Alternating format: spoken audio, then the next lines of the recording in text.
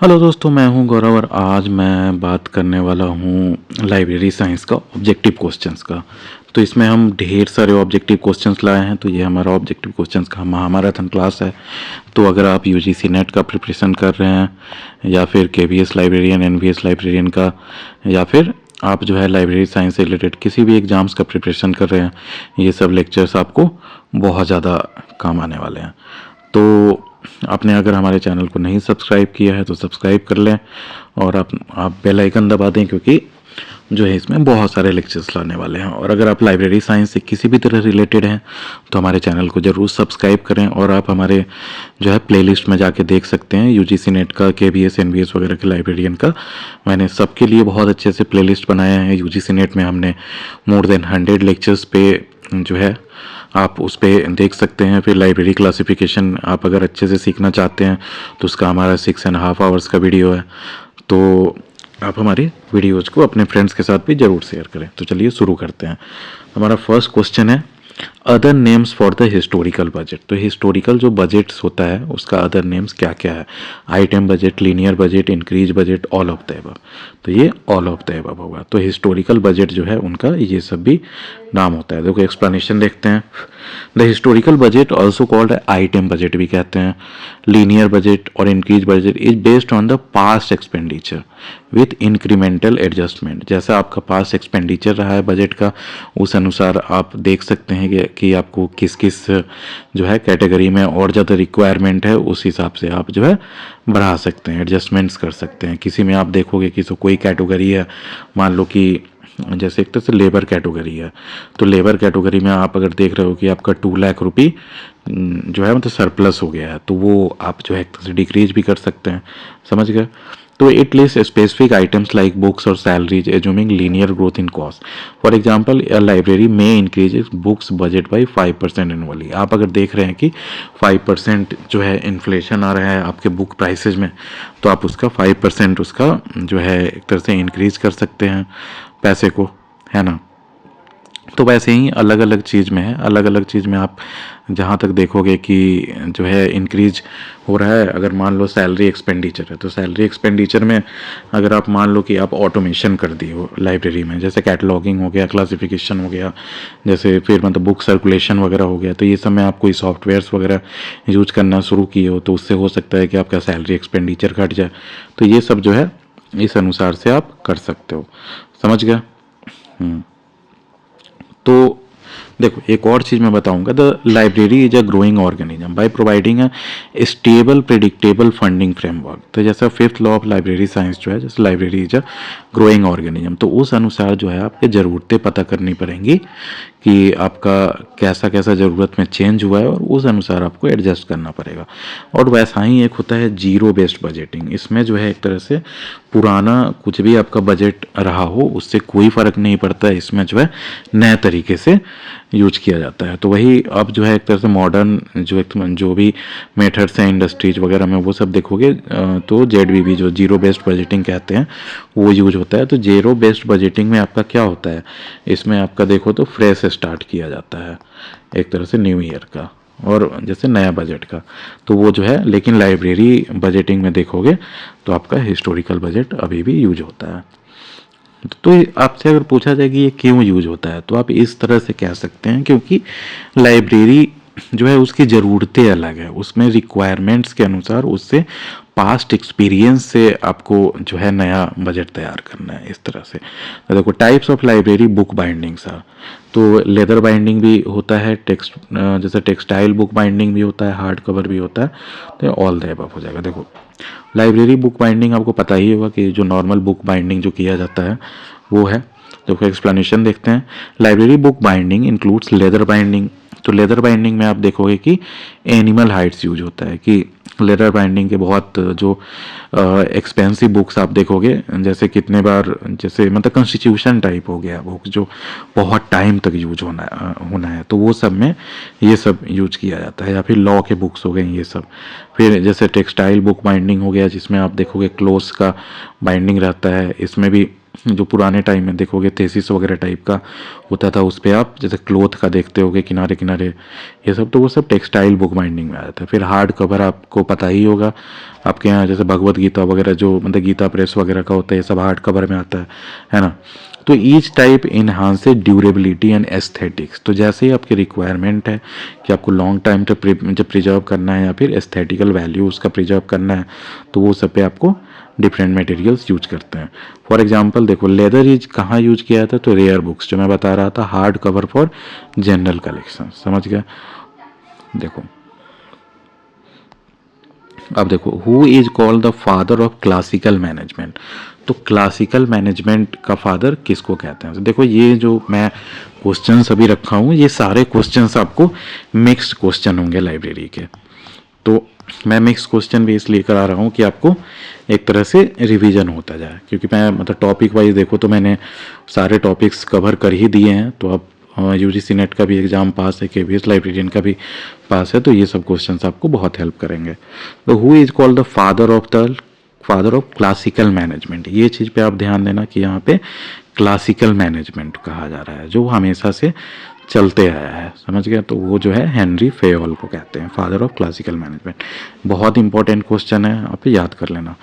देखो, और ये 1916 में जो एक बुक पब्लिश किए थे, general and industrial management, Henry Fayol द्वारा जनरल एंड इंडस्ट्रियल मैनेजमेंट, ये हेनरी फेयोल द्वारा बुक शुरू किया गया था, सॉरी ये बुक लिखा गया था। तो वहाँ से ये मैनेजमेंट का स्टार्ट हुआ मानो, तो 1916 से। तो देखो, Henry Fayol is recognised as the father of classical management for his pioneering work in developing administrative management theory. Administrative management theory है, ये हेनरी फेयोल द्वारा दिया गया है। आप देख सकते हैं हमारे लेक्चर्स जो है 100 लेक्चर्स में, ये सब मैंने क्लासिकल मैनेजमेंट थियरी ये सब बहुत अच्छे से डिस्कस किया है। यानी 1916 बुक, तो बुक का भी नाम याद कर लो आप, general and industrial management. Fayol outline 14 principles of management. ये भी बहुत बार पूछा जाता है कि 14 प्रिंसिपल ऑफ मैनेजमेंट जो है वो किसके द्वारा दिया गया है, तो हेनरी फेयोल द्वारा दिया गया है। समझ गया। Such as division of work and unity of command, कि वर्क कैसे डिवाइड करना है, कमांड में यूनिटी होना चाहिए, मतलब डिसीजन मेकिंग जो है, मतलब टॉप मोस्ट लेयर पे डिसीजन मेकिंग ज़्यादा नहीं डिवाइडेड होना चाहिए, नहीं तो कन्फ्लिक्ट वहाँ पे क्रिएट होने लगता है। Which became foundational to organizational theory. For example, his principles guide library management by ensuring clear roles and coordination. L Urwick and Luther Gulick built on Fayol's idea, while Peter F. Drucker focused on modern management. तो आपको question में अगर पूछा जाता है classical management तो Henry Fayol होगा, modern management का जो एक तो पूछा जाता है तो वो आपका पीटर एफ ड्रकर होगा उसका। समझ गया। अब देखो, modern management is characterised by a approach. तो ये मॉडर्न मैनेजमेंट जो है आपका, इसमें साइंटिफिक अप्रोच यूज किया जाता है। समझ गए। तो जो आपका पीटर एफ ड्रकर वाला जो था, ये साइंटिफिक अप्रोच पे बेस्ड है। अब देखो, और ये भी कितने बार पूछा जाता है कि 14 जो एक प्रिंसिपल्स ऑफ मैनेजमेंट है उसके बेसिस पे जो है फेयोल्स के आइडिया के बेसिस पे किसने मैनेजमेंट का थियरी दिया था, तो एल उर्विक और लूथर गुलिक। ये भी बहुत इंपॉर्टेंट है। तो देखो, modern management is characterised by तो साइंटिफिक अप्रोच। तो इसका एक्सप्लेनेशन देखो, modern management is characterised by a scientific approach emphasising data driven decision making.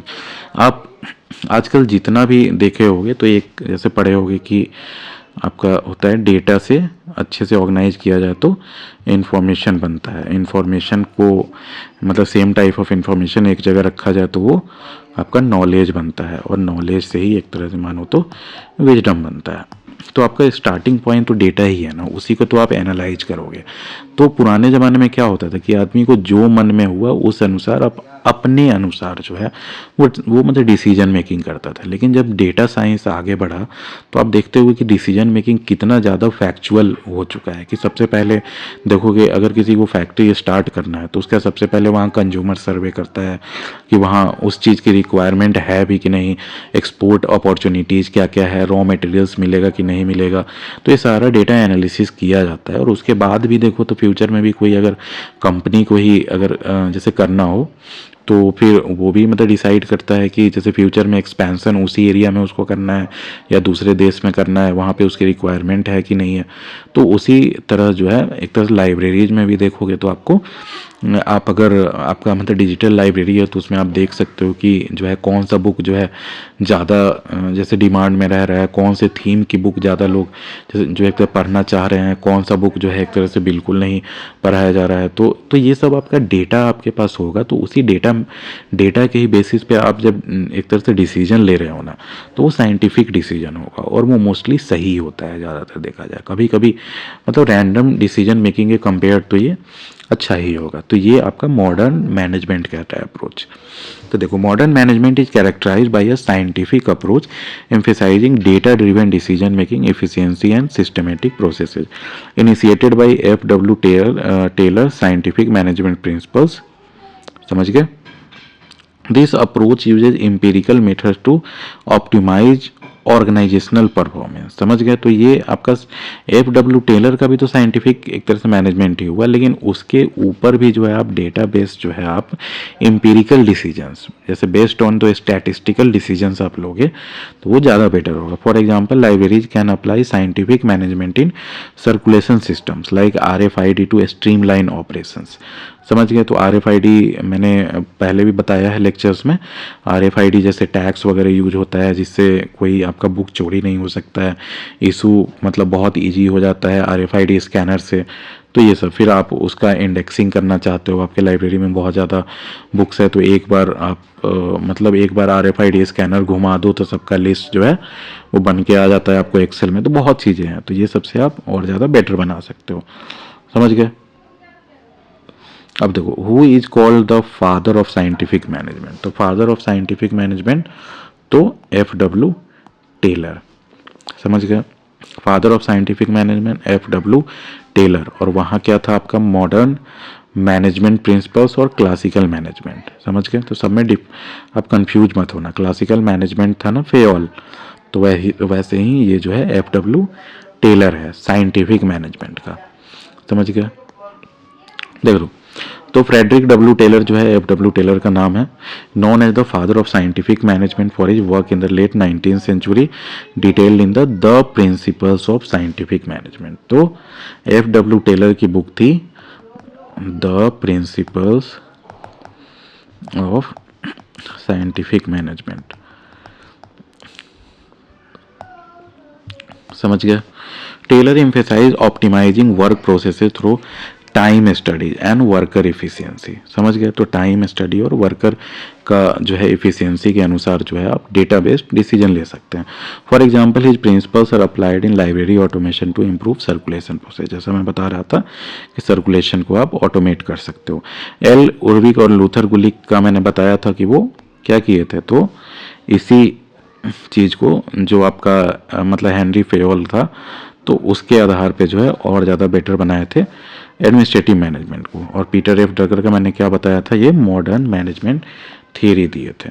तो टेलर्स मतलब F.W. Taylor's scientific approach supports Ranganathan fourth law. तो जैसे save the time of the reader, ये भी बहुत बार पूछा जाता है कि आपको जो है जो मतलब टेलर्स का साइंटिफिक अप्रोच है वो लाइब्रेरी साइंस के कौन से जो एक तरह से लॉ पे बेस्ड कह सकते हो, तो वो save the time of the reader, उससे आप इंटरप्रेट कर सकते हो। समझ गए? तो यहाँ पे आपको कोई अगर डाउट होता है तो आप हमें कमेंट सेक्शन में लिख सकते हैं। अब देखो who propounded the theory X and Y of management. तो ये थियरी एक्स एंड वाई जो है मैनेजमेंट का, तो ये डॉगलस मैकग्रेगर ये बहुत इम्पोर्टेंट है। ये 1960 में थियरी एक्स एंड वाई दिए थे। तो इसमें ये जो है ना एक तरह से एचआर मैनेजमेंट आप देखे होंगे ना कि आजकल के ज़माने में जो कंपनीज में आप देखते हो कि एचआर मैनेजमेंट रहता है, तो ये उनसे रिलेटेड है ये कि आप ह्यूमन साइड जो है उसको कैसे मैनेज करोगे। तो ये डॉगलस मैकग्रेगर का जो है आपका theory X and theory Y दिया हुआ है। देखो इसमें मोस्टली ये है ना कि थियरी एक्स एंड वाई है, इसमें मान लो कि प्रतिद्वंद टाइप है कि आपस में ही बात हो रही है कि एक्स थियरी ये माना जाता है कि एम्प्लॉयज़ जो हैं वो लेजी हैं, और थियरी वाई मानता है कि एम्प्लॉयज़ जो हैं सो खुद से उन्हें इंडिपेंडेंट छोड़ दिया जाए तो वो अपना बेस्ट दे सकते हैं। तो इसका ये कहना है कि एम्प्लॉयज़ लेजी हैं तो उनसे काम आपको करवाना पड़ेगा, और थियरी वाई कहता है कि आप उन्हें काम दे दो और वो अपने अनुसार जो है बेस्ट करने का मतलब कोशिश करेंगे और उसी चीज़ में परफेक्ट बनेंगे धीरे धीरे। तो ये दोनों का जो बातचीत है वही थियरी एक्स एंड वाई है, अगर शॉर्ट में समझाया जाए तो वही है। देखो ये पर तो सबसे पहले डी मैकग्रेगर याद रखना, 1960 का है, 1960 का, और ये जो है आपका मतलब ह्यूमन साइड एंटरप्राइज जो है उससे रिलेटेड है थियरी एक्स और वाई। देखो एक्सप्लेनेशन देखते हैं। Douglas McGregor propounded theory X and theory Y in his 1960 book the human side of enterprise. Theory X assumes employees are lazy, जो मैं कह रहा था, एंड नीड कंट्रोल, कि उन्हें कंट्रोल करके काम करना पड़ेगा। While theory Y assumes they are self motivated and thrive with autonomy, वो सेल्फ मोटिवेटेड है और वो खुद से उन्हें खुला छोड़ दो तो वो बेटर काम करेंगे। In library theory Y encourages empowering staff to innovate services like user education programme. तो आपके जैसे स्टाफ हैं, कोई अगर मान लो कि जैसे है मतलब क्लासिफिकेशन करने का स्टाफ है, तो वो क्लासिफिकेशन करता है, तो वो उसको अगर आप खुद छोड़ दोगे तो वो टाइम बचाने के लिए खुद से नए नए मतलब सॉफ्टवेयर ढूंढेगा। और जो है जैसे मान लो कि मतलब LLMs है, लार्ज लैंग्वेज मॉडल्स जो आप सुन रहे होगे कि जैसे चैट GPT हो गया, तो वो सब का भी यूज कर सकता है वो। तो ये अब आपको क्लियर हो गया होगा। For example this fosters a collaborative work culture. अब देखो Herzberg developed a 2-factor theory, Mayo focused on human relations and Deci on self determination. तो ये सब जो है हर्जबर्ग का जो नाम आता है, तो इनका जो है आपका ये अब 2-factor थियरी कहीं पूछा जाए, 2-factor थियरी तो ये एफ हर्जबर्ग का दिया हुआ है। फिर मतलब एल्टन मायो जो है ये आपके ह्यूमन रिलेशंस पे काम किए हैं, और एडवर्ड डेसी जो है ये आपका सेल्फ मोटिवेशन पे काम किए हैं। तो ये सब आप जो है एक क्वेश्चन में आप देख सकते हो कि आपका 10 क्वेश्चन आप एक बार एक तरह से आपको मिल गया होगा। देखो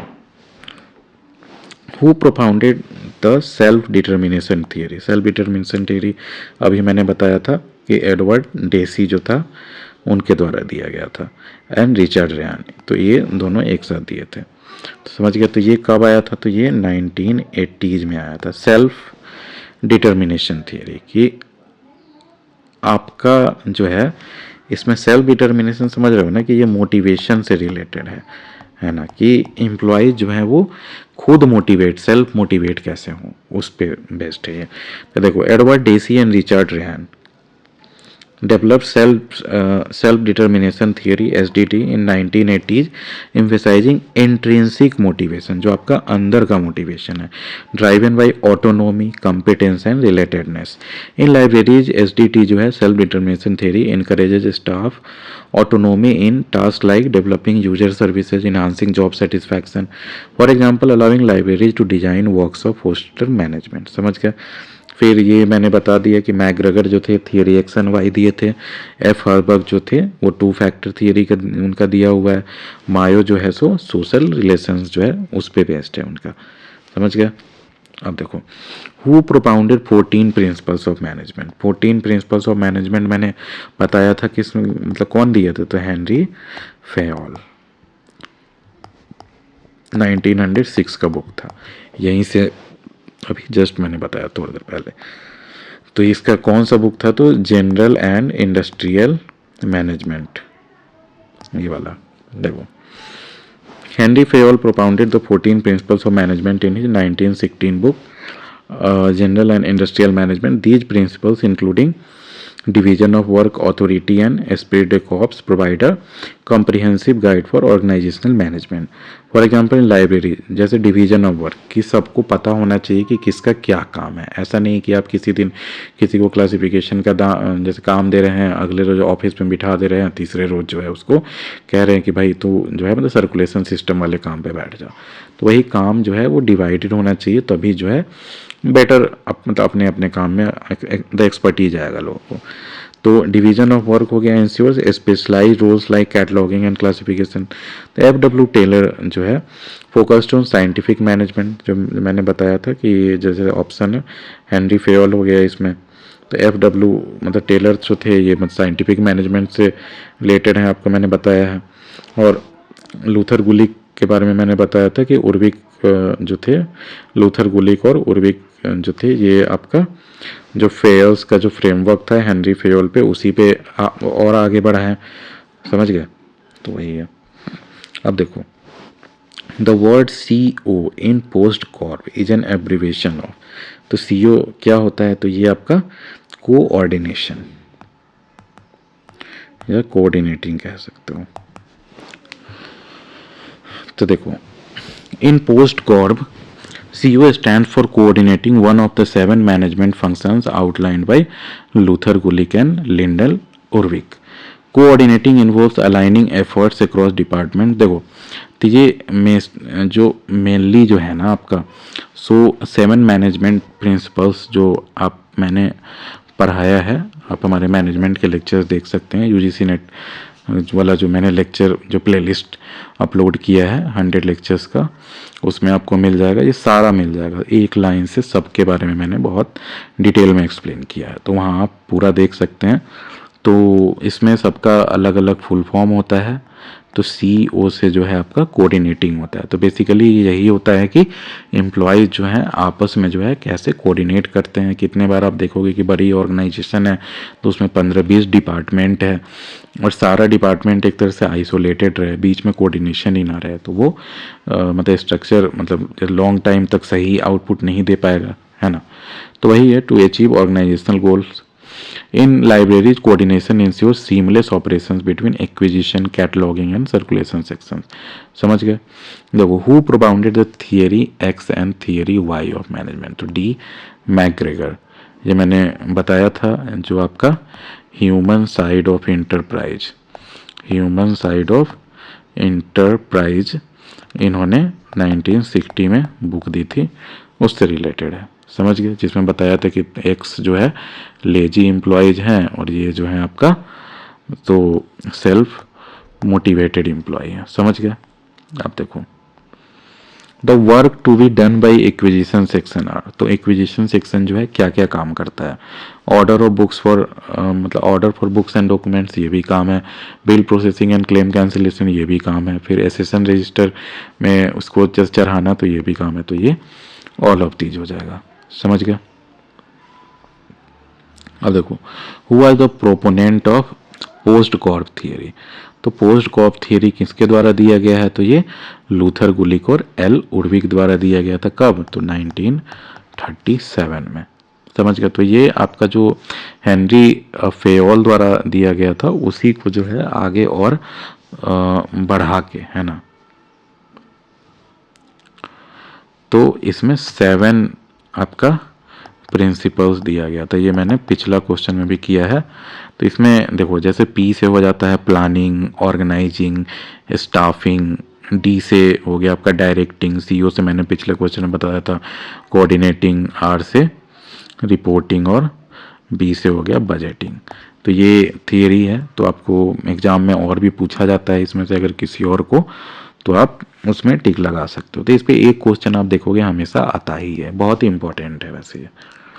समझ गया? तो ये पोस्ट कॉर्प जो है थियरी आपका लूथर गुलिक और एल उर्विक द्वारा दिया गया था 1937 में। इसमें 7 प्रिंसिपल्स है जो मैंने बताया। तो इसका भी एक्सप्लेनेशन देखना चाहोगे देख लो। देखो Luther Gulick and Lyndall Urwick propose the POSDCORB theory in 1937 outlining 7 management function. जो मैं बता रहा था P से planning, organizing, staffing, directing, coordinating, reporting, and budgeting. This framework is widely applied in library management to structure operations such as planning, acquisition, or coordinating circulation. For example, PostCorp ensures efficient resource allocation in library. FW Taylor के बारे में मैंने बताया, तो ये scientific management से related है. Henry Fayol जो है वो आपका एडमिनिस्ट्रेटिव प्रिंसिपल्स, और रॉस टेलर जो है ये आपका ऐसा कोई है ही नहीं लाइब्रेरी में. समझ गया. अब देखो, match the following management principles list. तो इसमें से कौन किससे रिलेटेड है, तो इसका जो मैच द फॉलोइंग है, तो ये देखो, तो सीधे मैं एक्सप्लेनेशन पे ही चला जाता हूँ. देखो, द करेक्ट मैचेज, तो motivation, hygiene and two factor theory. तो two factor theory X and Y मैंने बताया है, एफ हग बग ये हो जाएगा. फिर देखो, प्रिंसिपल्स ऑफ मैनेजमेंट. तो प्रिंसिपल्स ऑफ मैनेजमेंट जो है आपका क्लासिकल मैनेजमेंट किसके द्वारा दिया गया, हेनरी फेयोल. तो इसमें 14 प्रिंसिपल बताए थे वो. मैनेजमेंट बाय ऑब्जेक्टिव जो है MBO कहते हैं इसको, मैनेजमेंट बाय ऑब्जेक्टिव. तो ये आपका इम्पोर्टेंट है, पीटर ड्रकर. आप एक बार और भी नाम देख लेना, बहुत जगह शायद पीटर एफ ड्रकर भी रहता है या फिर पीटर ड्रकर भी चलेगा. तो ये जो है आपका मैनेजमेंट बाय ऑब्जेक्टिव्स जो कहते हैं कि आपको ऑब्जेक्टिव पहले डिफाइन करना है कि आपका जो ऑर्गेनाइजेशन है उसका क्या ऑब्जेक्टिव है, आपका लाइब्रेरी है उससे आप क्या आपका ऑब्जेक्टिव है, मतलब फाइनल कि आप जो है लाइब्रेरी में क्या चाहते हैं, कि जो है मतलब कॉमन पब्लिक को एडुकेट करना चाहते हैं, कि स्टूडेंट्स को एडुकेट करना चाहते हैं, आप अपना कलेक्शन जो एक तो बढ़ाना चाहते हैं, स्टोरेज बढ़ाना चाहते हैं, या फिर जो एक तरह से करेंट अफेयर्स हो गया, अपडेट्स हो गए, उस पर ज़्यादा फोकस करना चाहते हैं. तो ये सब पहले आपको ऑब्जेक्टिव डिफाइन करना पड़ेगा और उसके बाद उसी के अनुसार जो है आपको मैनेजमेंट प्रिंसिपल्स अप्लाई करने पड़ेंगे. तो वैसे ही है. तो पीटर एफ ड्रकर समझ गए. तो गोल सेटिंग और management by objective. Hierarchy of needs, तो ये Abraham Maslow. Detailing human motivation, तो ये भी बहुत इंपॉर्टेंट है. Hierarchy of needs Abraham Maslow का दिया गया है. समझ गए. अब देखो, who propounded the self determination theory. Self determination theory अभी मैंने बताया था, एडवर्ड डेसी और रिचर्ड रेहान. देखो, एक्सप्लेनेशन देखते हैं. ये Edward Deci and Richard Ryan developed self determination theory in the 1980s, emphasizing intrinsic motivation driving by autonomy, competence and relatedness.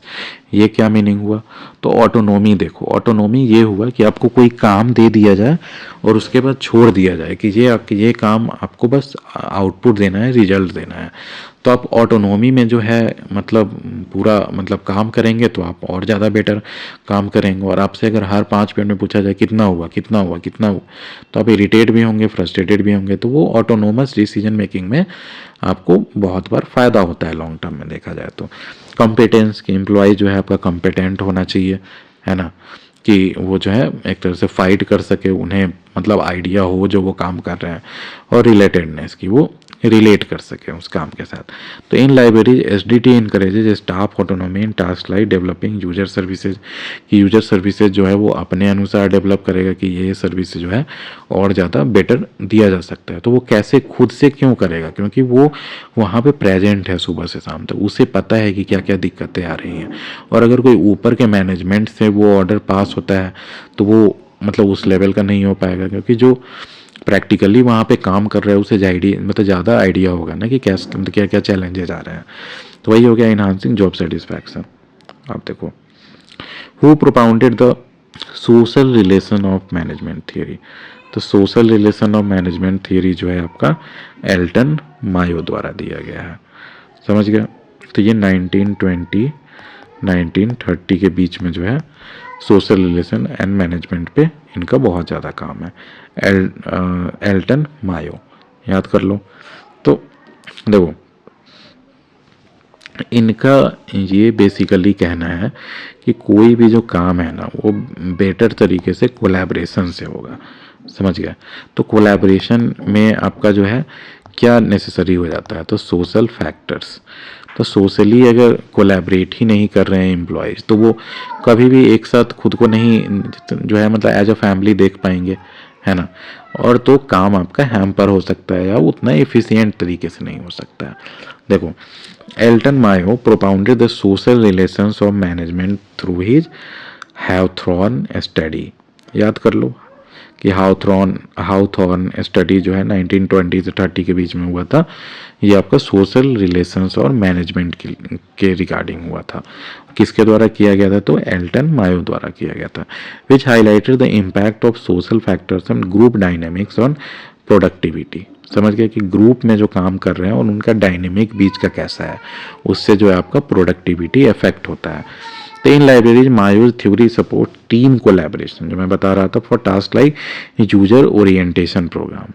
अब देखो यूजर ओरिएंटेशन प्रोग्राम किसको कहते हैं कि नए नए, मान लो कि आपका नया बैच आया है पूरा, जैसे फर्स्ट ईयर के स्टूडेंट्स आए हैं आपके कॉलेज में, तो उसका उनका जो ओरिएंटेशन प्रोग्राम आप अगर मान लो करा रहे हो कि लाइब्रेरी कैसे कैसे काम करती है, तो ओरिएंटेशन प्रोग्राम में आपको सारे एम्प्लॉयज़ का मतलब कोलैबोरेशन का जैसे रिक्वायरमेंट होगा कि जैसे जैसे मतलब सर्कुलेशन का के जो हेड हैं वो एक्सप्लेन करेंगे कि मतलब कैसे कैसे जो एक बुक इशू होता है, फिर जो है कोई होगा जो मान लो कि रेफरेंस देने वाला होगा कि अगर कुछ उन्हें स्टूडेंट्स को कोई टॉपिक पे ज़्यादा डिटेल चाहिए तो वहाँ से पता कर सकते हैं, इशू कैसे कराना है उसका हो जाएगा। फिर जैसे मान लो कि आपका जैसे एक्विजिशन सेक्शन है, तो उस पर वहाँ पे कोई मतलब स्टूडेंट को कोई नया बुक चाहिए तो उससे मतलब कांटेक्ट करके रिक्वेस्ट दे सकता है। तो ये सब वहाँ पे आपको सारे स्टाफ की ज़रूरत पड़ेगी, है ना। तो वहाँ पे आप देखोगे कि social relation of management theory सब उनके प्रिंसिपल्स अप्लाई किया जा सकता है ऐसे सिचुएशंस में। समझ गए? देखो,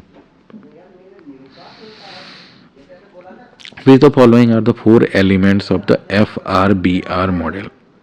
तो FRBR मॉडल, तो ये जो मॉडल है ना, ये आपका IFLA जो है ना, international Federation of Library Association and institutions, रुको मैं लिख ही देता हूँ। IFLA बहुत बार एग्जाम में पूछा जाता है। तो ये है international Federation of library associations and institutions. समझ गया? तो ये जो है फेडरेशन है सबका। तो IFLA जो है, तो IFLA जो है आपका 4 जो है FRBR मॉडल में उनके द्वारा दिया गया है 4 एलिमेंट्स, है ना। तो 4 एलिमेंट्स इसमें जैसे आप देखोगे तो वर्क, एक्सप्रेशन, मैनिफेस्टेशन, आइटम। तो एक इसी में आगे PMEST फ्रेमवर्क भी इस टाइप का है, तो वो भी आपको मैं बताऊंगा आगे क्वेश्चंस में, या फिर आप हमारे लेक्चर्स भी देख सकते हैं। तो ये FRBR में जो 4 मॉडल्स होते हैं, तो ये होता है वर्क, एक्सप्रेशन, मैनिफेस्टेशन और आइटम। समझ गए? वर्क, एक्सप्रेशन, मैनिफेस्टेशन और आइटम, वेमी कह सकते हैं। ये बहुत इंपॉर्टेंट है, बहुत बार पूछा गया एग्जाम में, इसलिए याद कर लो। तो 4 एलिमेंट्स जो है FRBR मॉडल। और FRBR मॉडल क्या है? तो ये है आपका functional requirement for bibliographic record. तो बिब्लियोग्राफिक रिकॉर्ड जो आप बनाते हैं उसके लिए मेन क्या क्या रिक्वायरमेंट है, फंक्शनल रिक्वायरमेंट, वो आपका FRBR मॉडल बताता है। और डेवलप किसके द्वारा किया गया था? तो ये IFLA के द्वारा डेवलप किया गया था। IFLA का फुल फॉर्म क्या है? तो international Federation of library associations and institutions. समझ गया? तो ये जो है इनके द्वारा जो है 4 एलिमेंट्स में आ जाएगा, वेमी से याद कर लो, वर्क, एक्सप्रेशन, मैनिफेस्टेशन और आइटम। देख लो एक क्वेश्चन में आपको ऑलमोस्ट 10 क्वेश्चंस आपके बन गए होंगे, तो इसलिए आप डिटेल्स से पढ़ोगे तो बहुत फ़ायदा होगा आपको।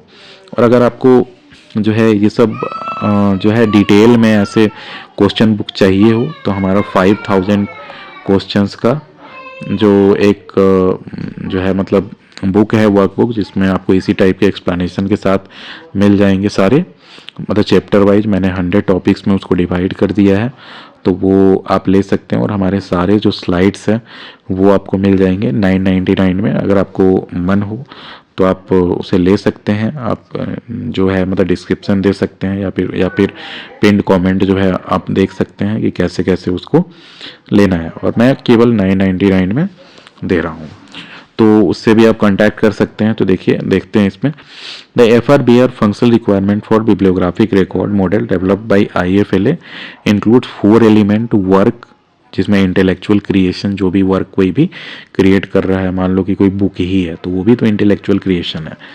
तो expression, the realisation of a work, manifestation, physical embodiment and item, single copy, these elements structure bibliographic data for efficient retrieval. समझ गया? तो एफिशिएंट रिट्रीवल क्या मतलब हुआ कि आप ये सब आपको डेटा, बेसिक डेटा रहना चाहिए, तभी तो जो है इफ़िशियंटली कोई बुक जो है उसको रिट्रीव कर पाओगे आप। जैसे इंटरनेट ही मान लो, तो इंटरनेट में इतने सारे डॉक्यूमेंट्स होंगे और सारे डॉक्यूमेंट में गूगल कैसे सर्च कर पा रहा है? तो गूगल इसलिए सर्च कर पा रहा है ना क्योंकि उसका बिब्लियोग्राफिक रिकॉर्ड्स बहुत अच्छे से सारे डॉक्यूमेंट का किया गया है, इंडेक्सिंग अच्छे से किया गया है, तभी तो जो है अच्छे से जो है आपको जो रिक्वायरमेंट है तो उसी के अनुसार आपको जो है डॉक्यूमेंट मिल पा रहा है। समझ गए? तो वो उसी को कहते हैं कि आपका रिट्रीवल, एफिशिएंटली कैसे रिट्रीव कर सकते हैं। तो देखो, for example in library catalogues F R B R distinguishes a novel work जो हुआ for from its editions manifestations. जो एडिशंस हो गया उसको मैनिफेस्टेशन कह सकते हैं, जैसे फर्स्ट एडिशन, सेकेंड एडिशन। समझ गए? अब देखो, तो देखो MBO जो मैंने बताया था, management by objectives, was rendered by which thinker in 1954, तो पीटर एफ ड्रकर। ये बहुत इंपॉर्टेंट है, जो अभी थोड़ी देर पहले मैं बता रहा था कि मैनेजमेंट बाय ऑब्जेक्टिव्स में कि पहले आपको मैनेजमेंट डिफाइन करना पड़ता है कि क्या आपका ऑब्जेक्टिव है ना, किसी भी चीज़ का काम करने का। तो और उसके बाद मान लो कि आप लाइब्रेरी ही बना रहे हो, तो आपके मतलब टारगेट ऑडियंस मतलब कौन है, आपको फ्री में उन्हें अगर मतलब डॉक्यूमेंट देना है मतलब सारे के सारे, या फिर कोई सब्सक्रिप्शन फ़ी रखना है, तो ये सारे आपको ऑब्जेक्टिव्स पहले डिफाइन करने पड़ेंगे और उसी के अनुसार जो है वो आपको सारा स्ट्रक्चर बनाना पड़ेगा। तो देखो, Peter F Drucker introduce management by objectives in 1954, जो इनका बुक था द प्रैक्टिस ऑफ मैनेजमेंट। तो पीटर एफ ड्रकर का जो बुक था, पीटर एफ ड्रकर का बुक प्रैक्टिस मतलब द प्रैक्टिस ऑफ मैनेजमेंट, तो उसमें जो है इन्होंने, और कब 1954, तो उसमें इन्होंने मैनेजमेंट बाय ऑब्जेक्टिव्स का चर्चा किया था। तो MBO involve setting specific measurable goals collaboratively to align individual and organisational objective. समझ गए कि इंडिविजुअल और ऑर्गेनाइजेशनल ऑब्जेक्टिव। इंडिविजुअल ऑब्जेक्टिव कैसे होगा कि आप अगर मान लो कि साइंटिस्ट हो कहीं पे, तो आपका इंडिविजुअल ऑब्जेक्टिव भी तो होगा कि मुझे ये चीज़ डेवलप करना है, ये बनाना है, ऐसे एक तरह से रिसर्च को आगे बढ़ाना है, सेव करना है, थेसिस लिखना है, जो एक प्रोजेक्ट्स लाना है। तो ये सब आपका इंडिविजुअल ऑब्जेक्टिव होगा। और पूरा ऑर्गेनाइजेशन का तो आप समझ ही सकते हो कि कोई मान लो कि DRDO है, तो DRDO में डिफेंस से रिलेटेड, तो उनका मतलब ऑर्गेनाइजेशन का एक जैसे मेन जो है मतलब ऑब्जेक्टिव होगा। अलग मतलब डिपार्टमेंट का भी एक ऑब्जेक्टिव हो सकता है, इंडिविजुअल ऑब्जेक्टिव भी हो सकता है। समझ गए? तो MBO guides staff to achieve targets like increasing user engagement, for example setting circulation goals, improve service efficiency. समझ गए कि आप सर्कुलेशन का गोल रख सकते हैं कि मान लो कि इस महीने हमने 1000 बुक्स टोटल इशू किए हैं, तो अगले महीने कम से कम जो है 1100 बुक इशू करेंगे। तो ये सब टाइप का आप गोल सेटिंग कर सकते हो, है ना। अब देखो, who is called the father of management theory. तो father of management theory Peter F Drucker को ही कहते हैं, और ये जो है MBO इनका दिया गया है, मैनेजमेंट बाय ऑब्जेक्टिव्स, 1954 की बुक है द प्रैक्टिस ऑफ मैनेजमेंट। समझ गए? The father of management theory Peter F Drucker. Peter F. Drucker is widely regarded as the father of management theory for his extensive contribution to modern management, particularly through his 1954 book The Practice of Management. Drucker introduced concepts like management by objective, emphasizing goal setting and decentralisation किसको कहते हैं कि आपको जो है ऐसा नहीं है कि जो मतलब कंपनी का जो मैनेजर है वही पूरा एकदम मशीन जो है एक तरह से देख रहा है सुबह से शाम तक। तो जब मशीन देखने के लिए कोई और मतलब काम होना चाहिए, उसके ऊपर जो है कोई जैसे प्रॉब्लम्स आती है तो उसके लिए जो है मतलब सिस्टम मैनेजर रह सकता है, उसके ऊपर कोई टीम को जो है मैनेज कर सकता है, कोई मतलब टीम लीडर हो सकता है। तो ये सब तरह से जो आपको डिसेंट्रलाइजेशन ऑफ पावर्स करना पड़ेगा इसमें। समझ गया? अब देखो, the work to be done by acquisition section are, तो ये मैंने बता दिया था, ऑल ऑफ विच जो होता है एक्विजिशन सेक्शन का। अब देखो, which of the 14 principles of Henri Fayol is synonymous with esprit de corps. तो एस्पिरिट डे कॉर्प्स जो है इसका बहुत बार पूछा गया है, ये यूनियन इज स्ट्रेंथ, ये बताता है स्पिरिट डे कॉर्प्स, समझ गए। तो which of the 14 principles of Henri Fayol, तो हेनरी फेवल का मैंने बताया ही है कि क्लासिकल मैनेजमेंट से ये रिलेटेड है।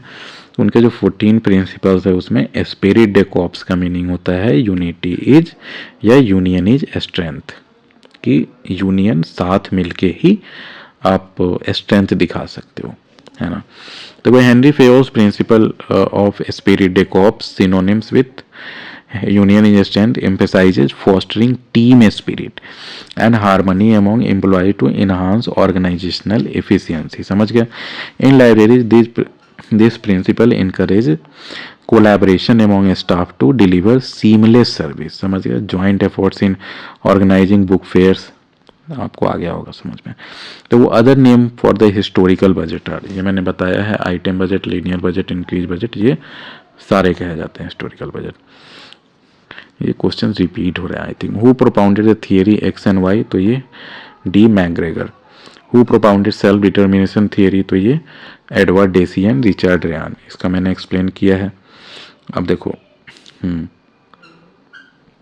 ये भी मैंने बताया है। Which of the following are the 4 elements of the FRBR model, तो ये IFLA द्वारा दिया गया था, International Federation of Library Association and Institution द्वारा, और इसमें मैंने बताया था वेमी के नाम से, ऐसे याद कर सकते हो आप।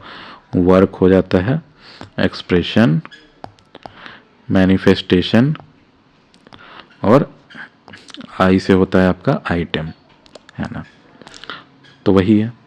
और FRBR का फुल फॉर्म भी याद कर लो आप, function requirement for bibliographic record. देखो अब model for the implementation of total quality management, TQM जिसको कहते हैं, ये भी आपका जो है ये किसके द्वारा डेवलप किया गया था, तो सूजन एंड बर्नार्ड द्वारा।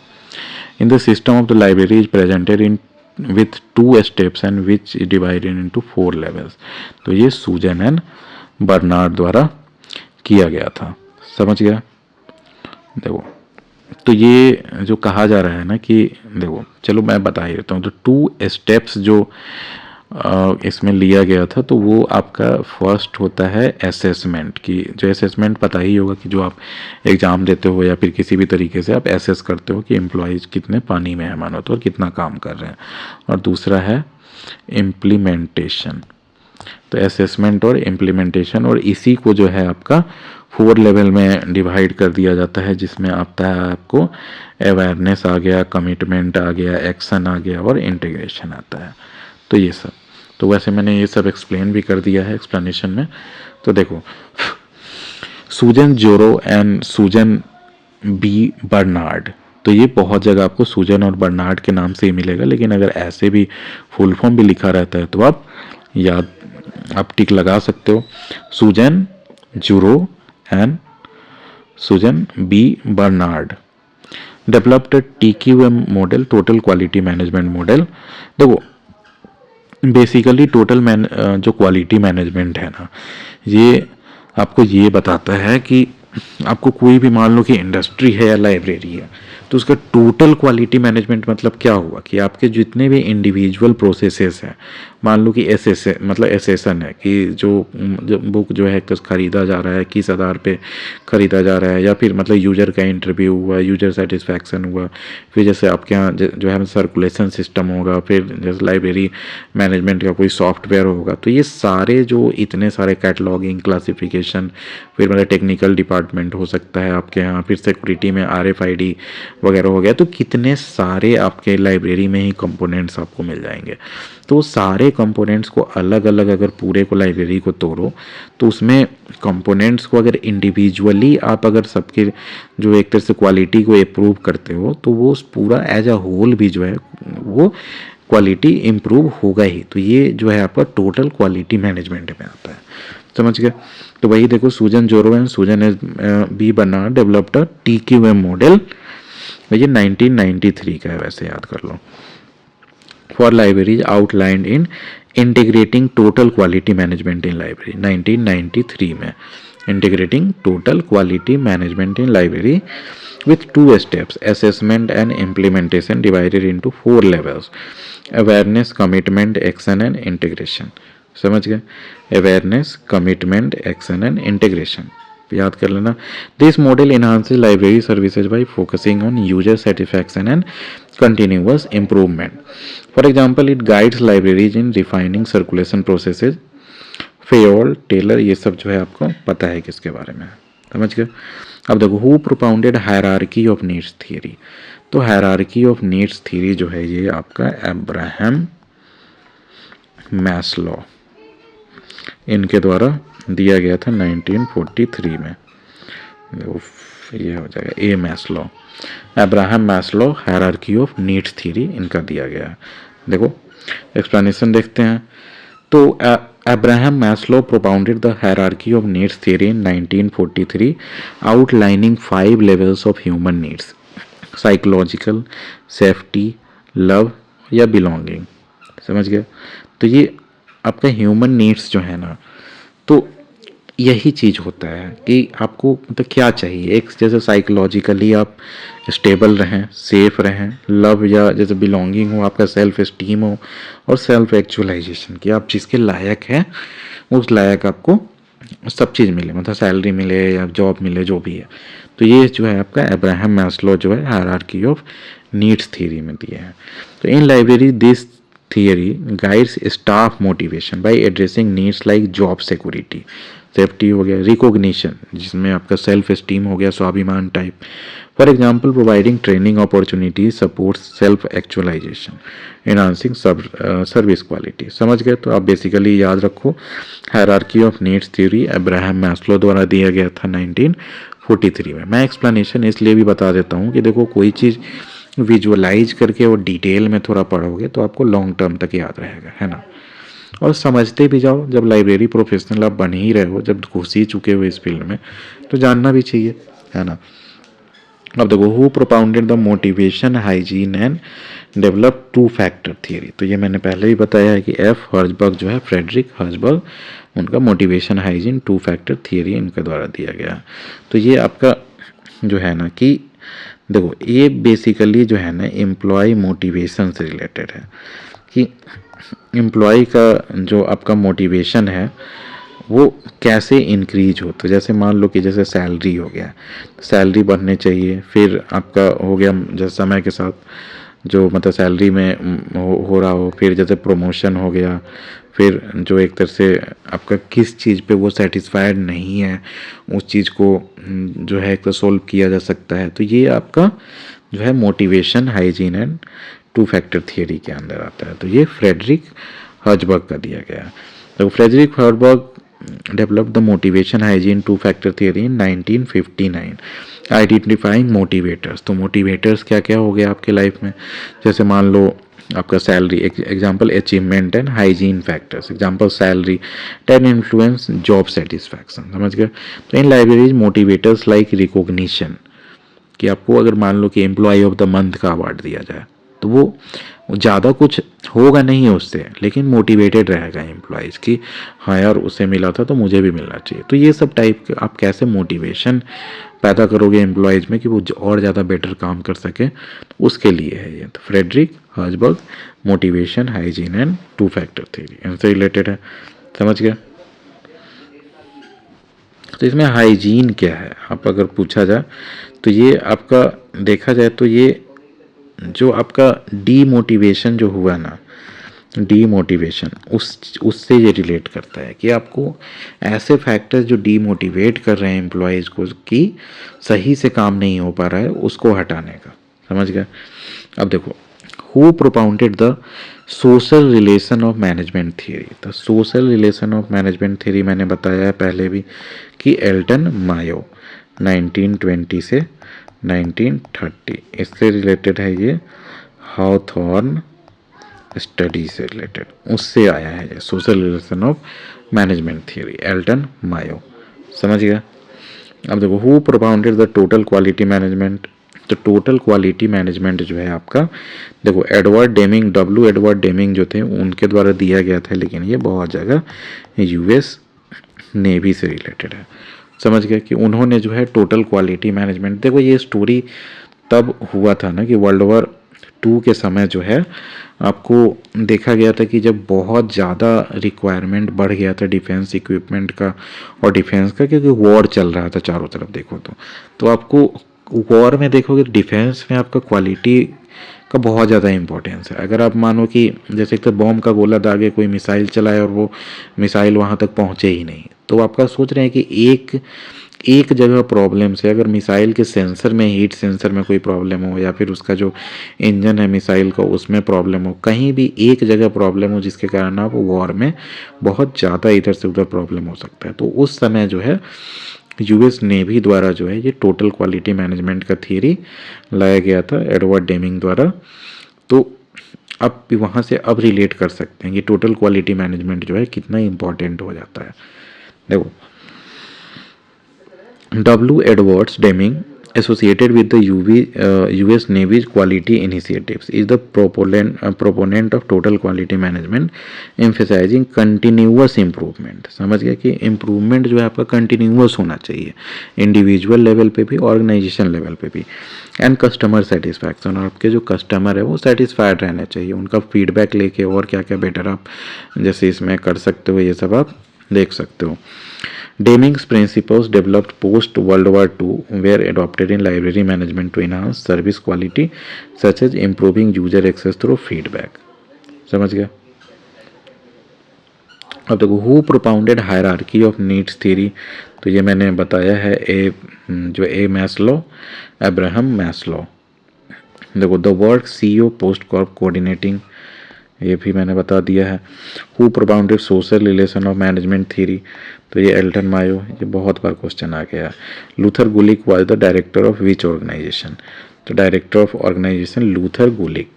तो लूथर गुलिक देखो ISI कोलकाता का तो हो ही नहीं सकता है। लूथर गुलिक जो था ये मतलब क्या दिए थे, तो ये आपको याद होगा POSD CORB जो थियरी था वो इनके द्वारा दिया गया था। तो कोलकाता में नहीं होगा, UK के नहीं थे, ये नेशनल इंस्टीट्यूट ऑफ इंडिया के नहीं थे, तो ऐसे भी आप एलिमिनेट करके भी देख सकते हो। तो American National Institute of Public Administration, देखो American National Institute of Public Administration, देखो एक्सप्लेनेशन देख लो। Luther Gulick was the director थे ये of the American National Institute of Public Administration where he contributed to public administration theory, notably co-developing POSD CORB. His work influenced organizational management, including library administration, by outlining key functions like planning and staffing। समझ गए ये। Who propounded theory X and Y of management, तो D. McGregor, Douglas McGregor। Hierarchy of needs A. Maslow। Who is called the father of management theory, तो Peter F. Drucker। ये किस क्या दिए थे, तो मैनेजमेंट बाय ऑब्जेक्टिव्स। अब देखो CEO जो है कोऑर्डिनेटिंग के लिए होता है। Modern management is characterize by a approach, तो मॉडर्न मैनेजमेंट आपका साइंटिफिक अप्रोच फॉलो करता है। Who propounded social relation of Elton Mayo. Who propounded motivational hygiene development theory, तो F. हर्जबर्ग। अब ये भी मैंने मैच द फॉलोइंग बता दिया है पहले।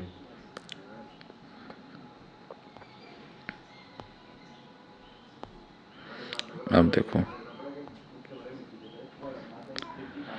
हाँ, the elements of management POSD CORB can be seen as planning, organizing, staffing, directing, coordinating, reporting and budgeting. This model was proposed by Luther Gulick। समझ गए ये। अब देखो Which of the following considered the most accurate and real method of stock verification? तो stock verification किसको कहते हैं, तो आप ये हाफ ईयरली हो गया या ईयरली, क्वार्टरली, ये आप पे डिपेंड करता है, या मंथली भी आप करा सकते हो लाइब्रेरी का, कि आपके पास जितना ऑन पेपर है स्टॉक है ना, ऑन पेपर है उतना ही आपके टोटल बुक्स या डॉक्यूमेंट्स या और भी कोई जितने भी चीज़ हैं वो रियल में भी उतना प्रेजेंट है या नहीं है। तो ये एसेसन रजिस्टर से नहीं देख सकते हैं आप। क्यों? क्योंकि एसेसन रजिस्टर से आपका मिलता है कि कौन कौन सा बुक खरीदा गया है। न्यूमेरिकल काउंटिंग से भी नहीं कर पाएंगे क्योंकि कितना काउंट करोगे आप, तो सेल्फ लिस्ट से लिखा जाता है। Stock verification by self list is considered the most accurate method as it compares physical books on shelves with the self list. समझ गए? तो सेल्फ पे का एक आप लिस्ट पहले से बनाए होगे तो उसमें आप एक एक सेल्फ का उसी अनुसार जो है टिक लगाते जा सकते हैं कि सारा प्रेजेंट है या नहीं है। तो ये with the help of RFID scanners जो होता है उसके हेल्प से भी आप कर सकते हो। समझ गए? तो ये सेल्फ लिस्ट आप याद कर लेना। Record of holding arrange by call number से होता है। This method ensures precise identification of missing और misplaced item. For example it catches discrepancies that accession register checks. तो एसेशन रजिस्टर में तो क्या होता है, तो सीक्वेंशियल ही होगा कि उसमें लिखा रहता है कि कौन सा बुक कब खरीद के लाइब्रेरी में आया है, या न्यूमेरिकल काउंटिंग में जो है आपका क्वांटिटी बेस्ड होगा, उसमें भी आप मिस कर जा सकते हो, है ना। अब देखो the principle of book selection has been presented by. तो बुक सिलेक्शन जो है किसके द्वारा दिया गया है, तो ड्रूवी हो गया, मैकॉल्विन हो गया, मेलविल डेवी हो गया, ऑल द एबव। तो ये ऑल द एबव हो जाएगा। देखो FJ ड्रूडी, एर्जर मतलब LR मैकॉल्विन और Melvil Dewey each propose book selection principle. तो ये सारे के सारे जो लोग हैं अपने अपने अनुसार बुक सिलेक्शन प्रिंसिपल्स दिए हुए हैं। ड्रूडी जो था वो 1930 में प्रपोज किए। Emphasize the right book for the right reader at the right time. McColvin जो है focused on demand and supply, and Dewey advocated best reading for the largest number of the at the least cost. तो ये सारे के सारे जो हैं book selection theory अपने अपने तरह से दे रखे हैं, है ना। तो ये देख सकते हो। देखो RFID used in which library function. तो RFID जो है आपका किस लिए यूज होता है, तो ये आपका सर्कुलेशन के लिए यूज होता है। अब RFID का फुल फॉर्म क्या है, तो ये है आपका रेडियो फ्रीक्वेंसी आइडेंटिफिकेशन। समझ गया? तो रेडियो फ्रीक्वेंसी के आधार पर जो आप आइडेंटिफिकेशन करते हो, आपको अगर RFID के बारे में नहीं पता हो तो वो पता सबको होगा। देखो मैं बताता हूँ, आप अगर किसी मॉल में जाते हो तो मॉल में देखते होगे कि अगर मतलब कपड़ा सब ढेर सारा है, तो आप अगर कोई कपड़ा लेके बिना उसको खरीदे हुए एक बार दरवाजे से निकलने का कोशिश करोगे तो देखते होगे अलार्म बजने लगता है, पीप पीप पीप पीप करके। तो वो अलार्म के बाद सिक्योरिटी गार्ड आपके पास आ जाते हैं। तो उसको कैसे पता चला, क्योंकि उस जो है मतलब कपड़े में आप देखे होंगे कि एक टैग टाइप लगा रहता है जो जब मैग्नेटिक भी रहता है बहुत बार, कि दोनों तरफ से पकड़े हुए रहता है कपड़ा को। तो वो आप काउंटर पे ले जाते हो तो वो टैग निकालते हैं। तो वो जो टैग हुआ ना वो आपका RFID टैग है। तो वो डिफरेंट जो है, देखो मतलब जब प्रिंसिपल टैग का सेम है तो वही RFID टैग जो है बुक के लिए अलग शेप में आता होगा, हो सकता है ना, और अलग जैसे कपड़ा के लिए अलग शेप में आता होगा। तो वो किस प्रिंसिपल पे काम करता है, तो रेडियो फ्रीक्वेंसी आइडेंटिफिकेशन के प्रिंसिपल पे काम करता है। तो ये हाँ, तो वो जैसे अगर आप जैसे मॉल में देखें तो वो भी तो सर्कुलेशन ही हो रहा है ना कपड़े का, तो वैसे ही लाइब्रेरी में देखोगे तो उसी टाइप का यूज किया जाता है। दरवाजे पे RFID स्कैनर लगा होता है कि आप कुछ अगर चुरा के जाते हो तो वो आवाज़ करने लगता है। समझ गए? तो ये RFID जो है आपका सर्कुलेशन ऑफ बुक्स में यूज होता है। समझ गए? अब देखो, when did electrically operated book charging system introduced. तो electrically operated book charging system जो है आपका 1932 में जो है आपका गैलॉर्ड ब्रदर्स द्वारा शुरू किया गया था। देखो, the electrically operated book charging system was first introduce in 1932 by Gaylord Brothers using machines to record loans, marking an early automation in library circulation. समझ गए? For example it reduced manual effort in tracking loans. The years 1895 1996 predate the technology as the manual systems like। हाँ, तो पहले जो है आपका जैसे brownie और नेवाक सिस्टम प्रेजेंट था तो वो आपका मैनुअल यूज होता था। फर्स्ट टाइम जो यूज हुआ 1932 में गैलॉर्ड ब्रदर्स द्वारा यूज किया गया था। समझ गया? Book charging system. अब देखो, who introduced an electrically operated book charging system in 1932। तो गैलॉर्ड ब्रदर्स मैंने बता दिया। अब देखो इसमें भी देखो ये सब जो है CA कटर वगैरह क्या डेवलप किए थे उसके बारे में मैंने बताया। जैसे नीना ब्राउनी, तो ये ब्राउनी चार्जिंग सिस्टम था, वो इन्होंने डेवलप किया था, है ना। और सीए कटर जो था ये जो आपको मतलब कैटलॉगिंग में काम किए हैं, मतलब चार्जिंग सिस्टम में नहीं है। फिर आपका समझ गए। हाँ, और ये जो है जॉन कैटन डेना, तो ये आपका नेवार्क सिस्टम जो है चार्जिंग का, वो इनके द्वारा डेवलप किया गया था। ये जो है first electrically operated book charging system किए थे, और नीना ब्राउनी का मैंने बता दिया कि ब्राउनी चार्ज सिस्टम था, उनके द्वारा डेवलप किया गया था। अब देखो, Detroit system of an identity card was developed by Ralph Ulveling in 1929। Detroit system of identity card, तो आप आई कार्ड जो देखते हैं लाइब्रेरी में, तो वो डिट्रॉयट सिस्टम ऑफ आइडेंटिफिकेशन था, वो इनके द्वारा डेवलप किया गया था। तो ये कहाँ पे डेवलप हुआ था, तो ये आपका डेट्रॉयट यूएस का एक शहर है, तो डेट्रॉयट पब्लिक लाइब्रेरी था, वहाँ पे इंट्रोड्यूस किया गया था रैफ उलवेलिंग के द्वारा 1929 में। Explanation, Ralph Ulveling develop the Detroit system and identity card based circulation method. समझ गए कि जैसे आप पुराने टाइम में यूज करते रहोगे स्कूल्स वगैरह में बचपन में, कि आपको आईडी कार्ड दे दिया जाता था जो जैसे तक लाइब्रेरी का, उसी में जो है आप कुछ भी इशू करा सकते हैं, और जमा करेंगे तो उसमें से कार्ड दिया जाता था, है ना। तो वो उस समय का सिस्टम है। तो Ralph Ulveling develop the Detroit system and identity card based circulation method in 1929 at the Detroit Public Library. It used borrowed ID cards to streamline loan tracking, enhancing efficiency. समझ गया। अब देखो, and dash is traditionally levied for those books which are returned after due date. तो overdue charge आपको पता ही होगा ये। अब देखो, a record of the daily visitors and their purpose of visit to the library is maintained in the form of a gate register. समझ गया।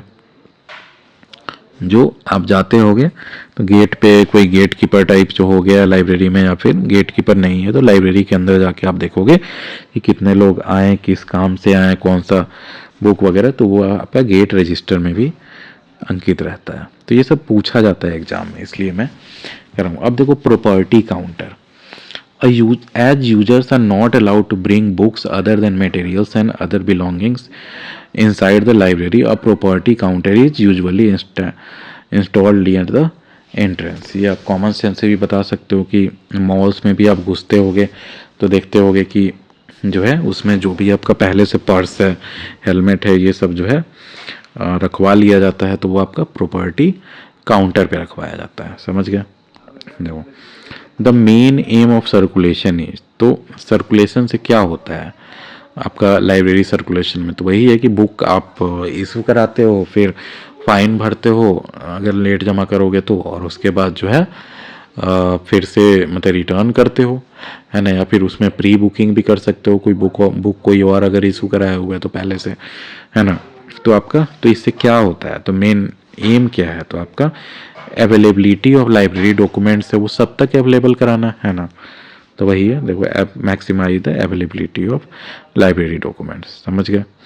अब देखो, कार्डेक्स सिस्टम जो है ये बहुत इंपॉर्टेंट है, ये पेरियोडिकल्स से रिलेटेड होता है, बहुत बार पूछा जाता है एग्जाम। पेरियोडिकल्स किसको कहते हैं, जो एवरी फ्यू डेज या मंथ पब्लिश हो, है ना, पब्लिश होता है।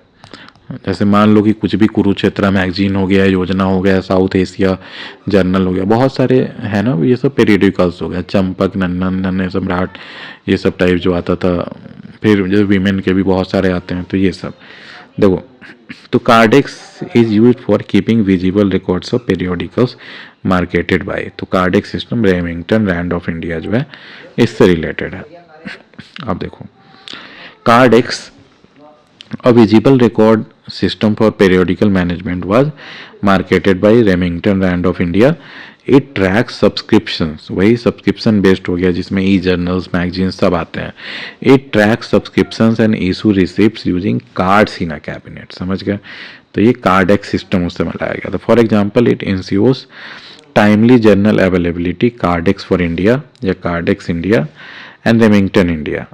तो ये सब जो है आपका गलत है, तो ये आपका रेमिंगटन रैंड ऑफ इंडिया जो है इनके द्वारा दिया गया था।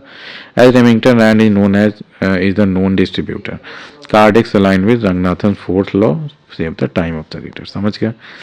अब देखो bottom card is use for each periodical in तो कार्डिक सिस्टम है ना।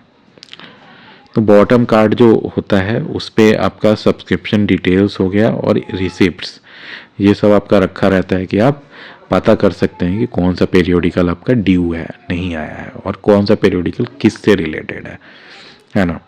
देखो in the Kardex system a bottom card is used for each periodical to record subscription details. समझ गए। And issue receipts ensuring visible tracking कि वो किसके पास है अभी। For example it's notes missed issues for follow up the 3 Kardex system.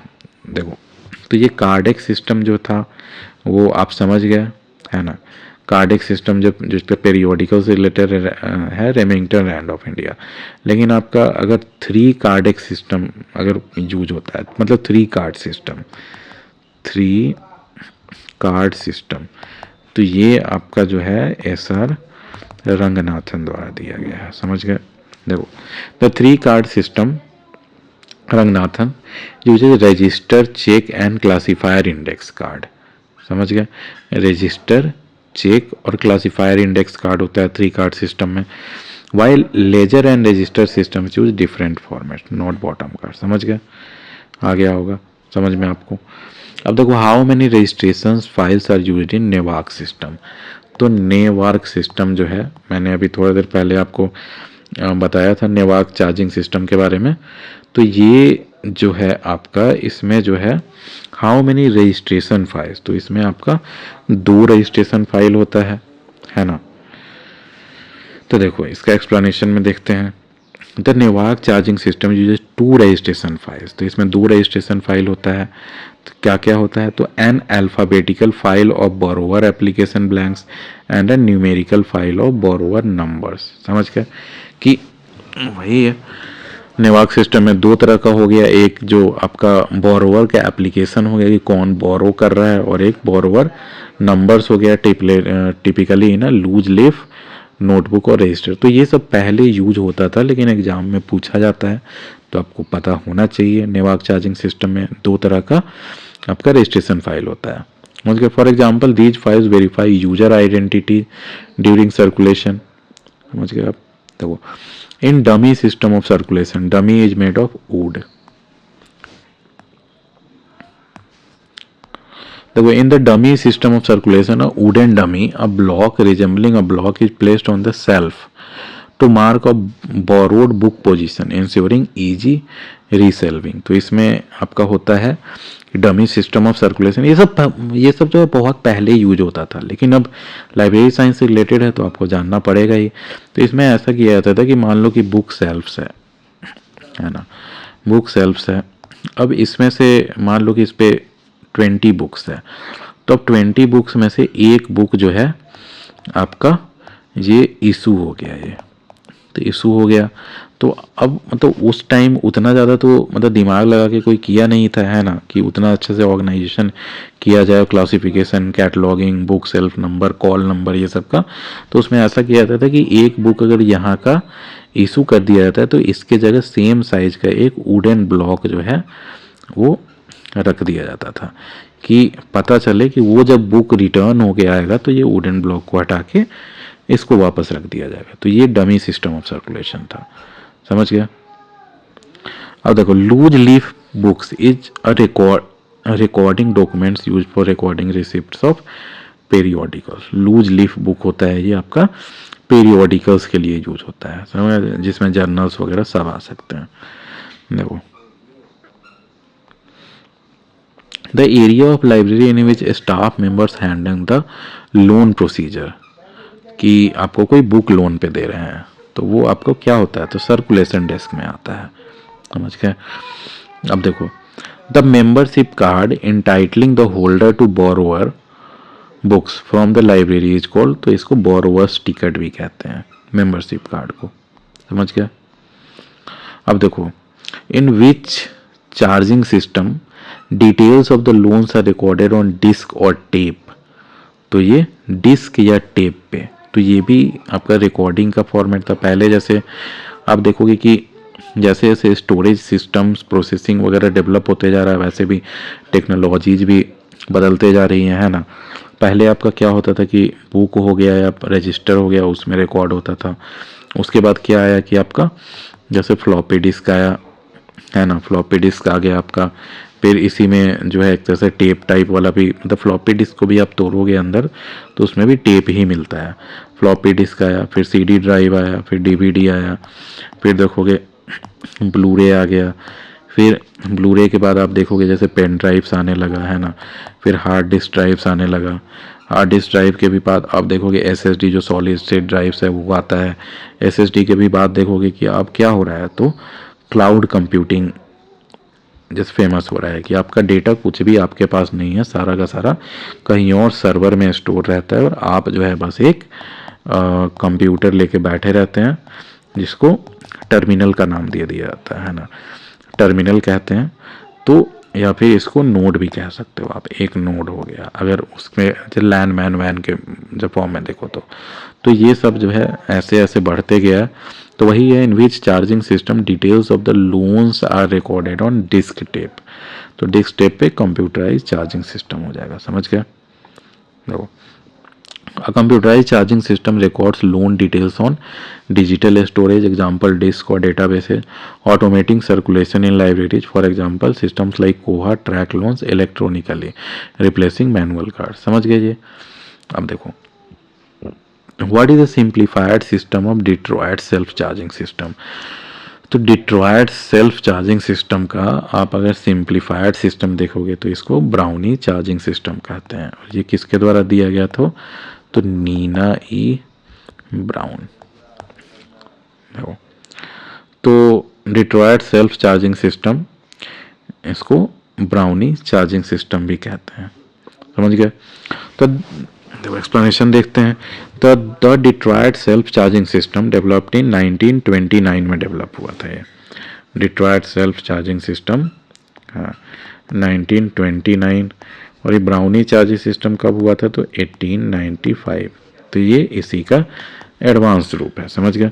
Is a simplified version of the Browne charging system allowing users to record loans with minimum staff intervention using book cards and borrower ticket. समझ गया। तो book card और borrower ticket के help से जो है brownie charging system था। तो उसमें बेसिक यही है कि आपको उसमें स्टाफ की कम रिक्वायरमेंट होगी, समझ गया। For example it reduces staff workload in busy library. Newark charging system distinct card charging is vague, समझ गए। तो समझ। अब देखो वेन पॉट वाज डेवलप्ड, तो पॉट क्या है, तो ये बहुत इंपॉर्टेंट है 1958 में। तो ये बहुत इंपॉर्टेंट है, याद कर लेना। तो ये आपका program evaluation and review technique, ये है आपको 1958 में डेवलप किया गया था। किसके द्वारा, तो यूएस नेवी द्वारा। तो जो टोटल क्वालिटी मैनेजमेंट डेवलप किया गया था ना यूएस नेवी द्वारा, उन्होंने भी जो है पर्ट टेक्निक को भी डेवलप किया, program evaluation and review technique. ये सुन के ही आप देखो, अगर ध्यान से देखोगे, प्रोग्राम इवैल्यूएशन, आपका कोई प्रोग्राम है उसको इवैल्यूएट करोगे और रिव्यू करोगे, रिव्यू टेक्निक कि वो प्रोग्राम जो है आपका सही था कि नहीं था और उसमें और क्या क्या चेंजेस लाना चाहिए। तो देखो पर्ट जो है 1958 में program evaluation and review technique was developed in 1958 by the US Navy for the Polaris mission. Polaris mission जो है आपका, पोलैरिस मिशन जो था उसमें जो है आपको ये पर्ट टेक्निक डेवलप किया गया था। ये आपका डिफेंस रिलेटेड मिशन है, डिफेंस मिशन, समझ गया। To manage complex task through network analysis in libraries PERT plan project like digitization ensuring timely completion, समझ गया। For example it maps scanning and cataloguing timelines, समझ गया। तो PERT program evaluation and review technique 1958 याद कर लो, अब US navy से related है। अब देखो theory X and Y Douglas McGregor मैंने बता दिया है। Another relative term for PERT, relative term for PERT, तो ये सीपीएम जो है ये भी आपको बहुत इंपॉर्टेंट है critical path method. Critical path method ये है कि आपको कोई भी काम करना है तो उसके लिए आपको एक पाथ डिजाइन करना पड़ेगा, जो हो गया ना कि पहले ये करेंगे फिर ये करेंगे फिर ये करेंगे और इससे जो है टाइम कंप्लीट होगा। तो आप एक पाथ आप डिजाइन कर देते हो तो आप वो पाथ में पूरा काम में जो है कितना टाइम लगेगा ये आप एक तरह से जो देख सकते हो, और फिर वो इंडिविजुअल तरीके से जो है उस टाइमलाइन को घटाया जा सकता है और ज़्यादा एनालाइज करके। समझ गए? देखो, a relative term for PERT, program evaluation and review technique, is CPM, critical path method, at both are project management techniques analysing task sequence and timelines. समझ गए? अब देखो, POSDCORB is related with, तो library management से related है ये। देखो, इसका फिर से मैं फुल फॉर्म बता देता हूँ। प्लानिंग, ऑर्गेनाइजिंग, फिर स्टाफिंग, डी से हो गया आपका डायरेक्टिंग, CO से कोऑर्डिनेटिंग, फिर आपका हो जाएगा R से हो गया रिपोर्टिंग, और B से बजटिंग। समझ गया? तो ये आपका जो, और किसके द्वारा दिया गया था, तो लूथर गुलिक और लिंडल उर्विक द्वारा। समझ गए? तो ये लाइब्रेरी मैनेजमेंट से रिलेटेड है। अब देखो आगे देखते हैं। Payment for the books purchase can be made only after, तो पेमेंट जो है ना, सो आपका बुक का एसेसनिंग हो जाता है। एसेसनिंग किस में होता है, तो एसेसन रजिस्टर में होता है। एसेसन रजिस्टर में जब चढ़ा दिया जाता है कि हाँ ठीक है बुक रिसीव हो गया, कोई डैमेज नहीं है, परफेक्ट है, जो एक्सपेक्टेशन थी वैसी है, तो उसके बाद जो है पेमेंट के लिए उसको आगे बढ़ाया जाता है। समझ गए? तो एसेसनिंग। देखो, payment for purchase books are made after accessioning, as this process confirms receipt and entry into the accession register, verifying the library received the correct items. For example, accessioning ensures books match invoice before payment. तो जो आपने order किया है और invoice में जो आपका लिखा हुआ है कि इतने बुक्स आए हैं, तो वो सारे हैं कि नहीं है, वो सारा मैच कर लिया जाता है। फिर जैसे वेरीफाइड साइन कर देता है उस पर कि हाँ मैंने वेरीफाई कर लिया है बिल पे, उसके बाद जो है एसेसन रजिस्टर में चढ़ाया जाता है, फिर जाके जो है पेमेंट प्रोसेस किया जाता है। समझ गया? अब देखो, technical section performs mainly two function, namely classification and cataloguing. तो टेक्निकल सेक्शन जो है आपके यहाँ उनका क्लासिफिकेशन और कैटलॉगिंग काम होता है। देखो, the technical section in libraries primary handles classification. तो क्लासिफिकेशन में क्या आ जाता है, तो assigning call number. Call number जो है उसके बीच में आप देखे होगे कितना चिपकाया रहता है। कोई अगर मान लो कि ऐसे बुक है ना, बुक है, तो यहाँ पे आप देखोगे कि मान लो कि बुक है, तो यहाँ पे आप देखोगे एक चिपकाया हुआ रहता है कुछ भी, तो उस पर पेंसिल से जो है आपका कॉल नंबर लिखा रहता है। मान लो ऐसे 640.1238 इस टाइप से, तो वो कॉल नंबर हो गया। कैटलॉगिंग क्या होता है, तो क्रिएटिंग बिब्लियोग्राफिक रिकॉर्ड। तो आप उसका जो भी पूरा जो है कैटलॉग कार्ड जो बनता है, अब जो है एक तरह से मार्क में एंट्री होता है, मशीन रीडेबल कैटलॉगिंग भी हो चुका है। तो ये सब अब जो है आपका किसका काम है, तो टेक्निकल डिपार्टमेंट का काम है। तो these functions organise resources for user access, for example classification by David decimal classification and cataloguing in OPACs. OPACs क्या होता है, तो ऑनलाइन पब्लिक, जैसे ऑनलाइन पब्लिकली एसेसेबल कैटलॉग। तो कैटलॉग जो हुआ आपको वो ऑनलाइन आप डाल देते हैं कि हर कोई देख सके, तो वो आपका ओपैक्स हो जाता है, इनेबल क्विक रिट्रीवल के लिए। समझ गए? अब देखो, daily income and expenditure of an institution is entered इन, तो कैश बुक में होता है वो। समझ गए? A cash book records an institution daily income and expenditure, tracking जो है cash transactions like fines collected or payments made. For example, library log overdue charges here. A ledger, समझ गए ये सब? अब देखो, GOC ये बहुत इम्पोर्टेंट है। तो GOC जो है आपका गुड ऑफिस कमेटी, तो ये बेसिकली जो कुछ भी बुक का बाइंग होता है, बुक का बाइंग हुआ तो उस पर जो है क्या आपका प्रोसीजर होगा, है ना, क्या आपको स्टैंडर्ड डिस्काउंट उस पर मिलना चाहिए, है ना, किस टर्म्स पे आप जो है एक तरह से बुक खरीदेंगे या फिर जो मतलब प्रोक्योर करेंगे, तो वो गुड ऑफिसेज कमेटी ये सब रूल्स सब बनाती है। तो ये बहुत ही इंपॉर्टेंट है, याद कर लो, GOC गुड ऑफिसेज कमेटी। इसमें बहुत बार क्वेश्चन ये पूछा जाता है और बहुत बार बच्चे गलती करते हैं। तो देखो, GOC stands for good offices committee, a body in India that standardises book supply terms. समझ गए, बुक सप्लाई टर्म्स जो है कि किस टर्म पे बुक सप्लाई होना चाहिए। जैसे देखो, अगर कोई दुकानदार है तो दुकानदार अगर ऐसा कहने लगे कि तो नहीं भाई, पहले आप पैसा दीजिए तभी हम बुक सप्लाई करेंगे, तो ये पूरा फ्लो टूट जाएगा ना, है ना। क्योंकि मतलब गवर्नमेंट मतलब इंस्टीट्यूशन में जब तक वो पूरा वेरीफाई नहीं हो जाता है उसका, तब तक जैसे पेमेंट नहीं प्रोसेस किया जाता है।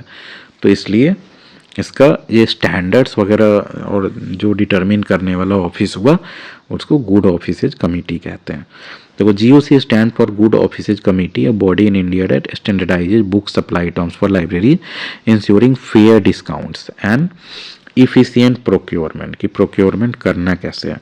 For example, GOC sets currency conversion rates for foreign journals. तो फॉरेन जर्नल्स जैसे हम लोग बाई करते हैं तो उसके लिए करेंसी कन्वर्जन रेट, ये बहुत बार पूछा गया है कि जो है फॉरेन जर्नल्स जो लाइब्रेरी में बाई किया था उसका जो मतलब करेंसी जो हुआ, मान लो कि आप स्वीडन से बाई कर रहे हो तो उसका स्वीडन का करेंसी रोज हर सेकेंड चेंज होते रहता है। तो वो ये लोग जो है मंथली या फिर वीकली या फिर उस दिन का जो कन्वर्जन रेट है वो सब तय करते हैं गुड ऑफिसेज कमेटी।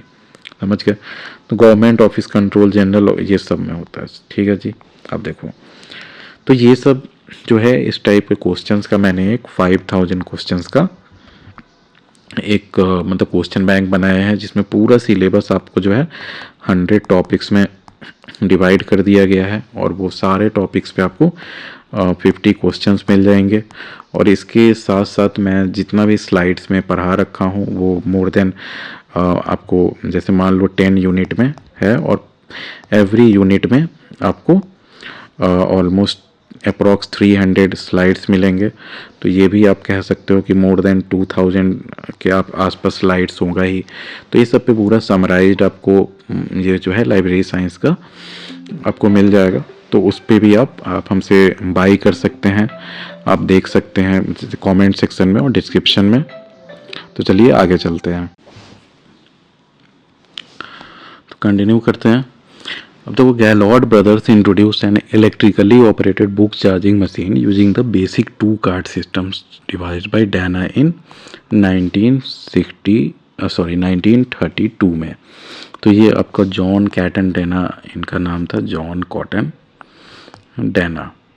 तो ये जो है आपका 2 कार्ड सिस्टम जो है इनके द्वारा डेवलप किया गया था, जिसको आपका नेवाक सिस्टम भी कहा जाता है। बहुत बार ये पूछा गया है आपका, जैसे मैच द फॉलोइंग में भी पूछा जाता है कि 2 कार्ड सिस्टम जो है आपका किस चीज़ से रिलेटेड है, तो आपका नेवाक सिस्टम से रिलेटेड है। जॉन कैटन जो है कॉटन डैना। देखो, Gaylord brothers introduce an electrically operated book charging system या फिर machine in 1932 based on John Cotton Dana's 2 card system या 2 कार्ड नेटवर्क सिस्टम 1900 में आया था, automating loan recordings. For example it reduce manual efforts in busy library. समझ गया। अब देखो, the purpose of the patron register is to know the. देखो, pattern किसको कहते हैं। पैटर्न, अगर आप कोहा यूज किए होगे ऑनलाइन तो कोहा पे एक ऑप्शन आता है ऐड पैटर्न का ऑप्शन। पैटर्न क्या होता है, तो ये यूजर होता है, लाइब्रेरी यूजर को ही पैटर्न भी कहते हैं। तो देखो, आइडेंटिटी ऑफ द बोरोवर। देखो, the patron register records the identity of the borrowers including names, contact details and membership numbers to verify eligibility for library services. For example, it ensures only registered user borrow books, it does not track books, periodicals और staff. समझ गए। अब देखो, the term bespeaking. तो bespeaking क्या होता है, तो ये आपका रिजर्वेशन ऑफ बुक्स जो है किया जाता है उसको बी स्पीकिंग कहते हैं। ये ऑप्शन हो जाएगा। देखो, बी स्किपिंग, तो अच्छा ये आपका टाइपो है। अच्छा, यहाँ पे 2 है, BEA स्पीकिंग कहते हैं, bespeaking. Refers to reserving a book for a user ensuring it's held when available. समझ गया।